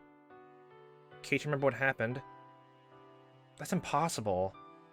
There's no way he can remember. I mean, there's no way he could know. The more you say that it's absolutely impossible, the more it makes me feel like this is a real miracle. There's nothing we can do. It's gonna end up the same way again. I'm not sure about that. Yes, it will. Everything will be over. And the Higurashi cry. Was it all gonna end anyway? The more often you throw a die, the closer the total will get to the average. When you throw a die 100 times, even if a miracle happens and you get a 6 twice or 3 times in a row, the total will average out in the end. That's a fact of statistics. But when you throw a die 100 times, the total number ranges from 100 to 600. The more you throw, the greater likelihood that the number will converge on the average. The truth is, the more you throw, the more possible outcomes you create. There are 500 different futures you can create by throwing a die 100 times. There are also 5,000 different futures you can create by throwing a die 1,000 times. There might be one future among them that enables you to actually finish this never-ending game of dice. Keiichi showed me a miracle, taught me that it's not a waste of effort to keep throwing the die. Don't give in to something like an average. You think we'll never have a different ending, don't you? I can tell, because written all over your face. I think so too. I think we're gonna have to have the same ending this time again. I'm not gonna give up hope until I throw the die for the last time. Keiichi taught me that. So things will be different this time. I try to believe in that. Rika, you're a very strong person. Yeah, I know. Because I'm a lot younger than you. I looked at it, proves like Sadako was like nowhere nearby, honestly. See, look at that, it's not her. It proves it's not her. Rika? Meep? Are you still awake? It's not good to stay up so late. I'm sorry. I couldn't sleep, so I just looked at the stars. I'm going to bed now. Please do. Good night, Rika. Good night, Sadako. Okay, that was just sweet, okay.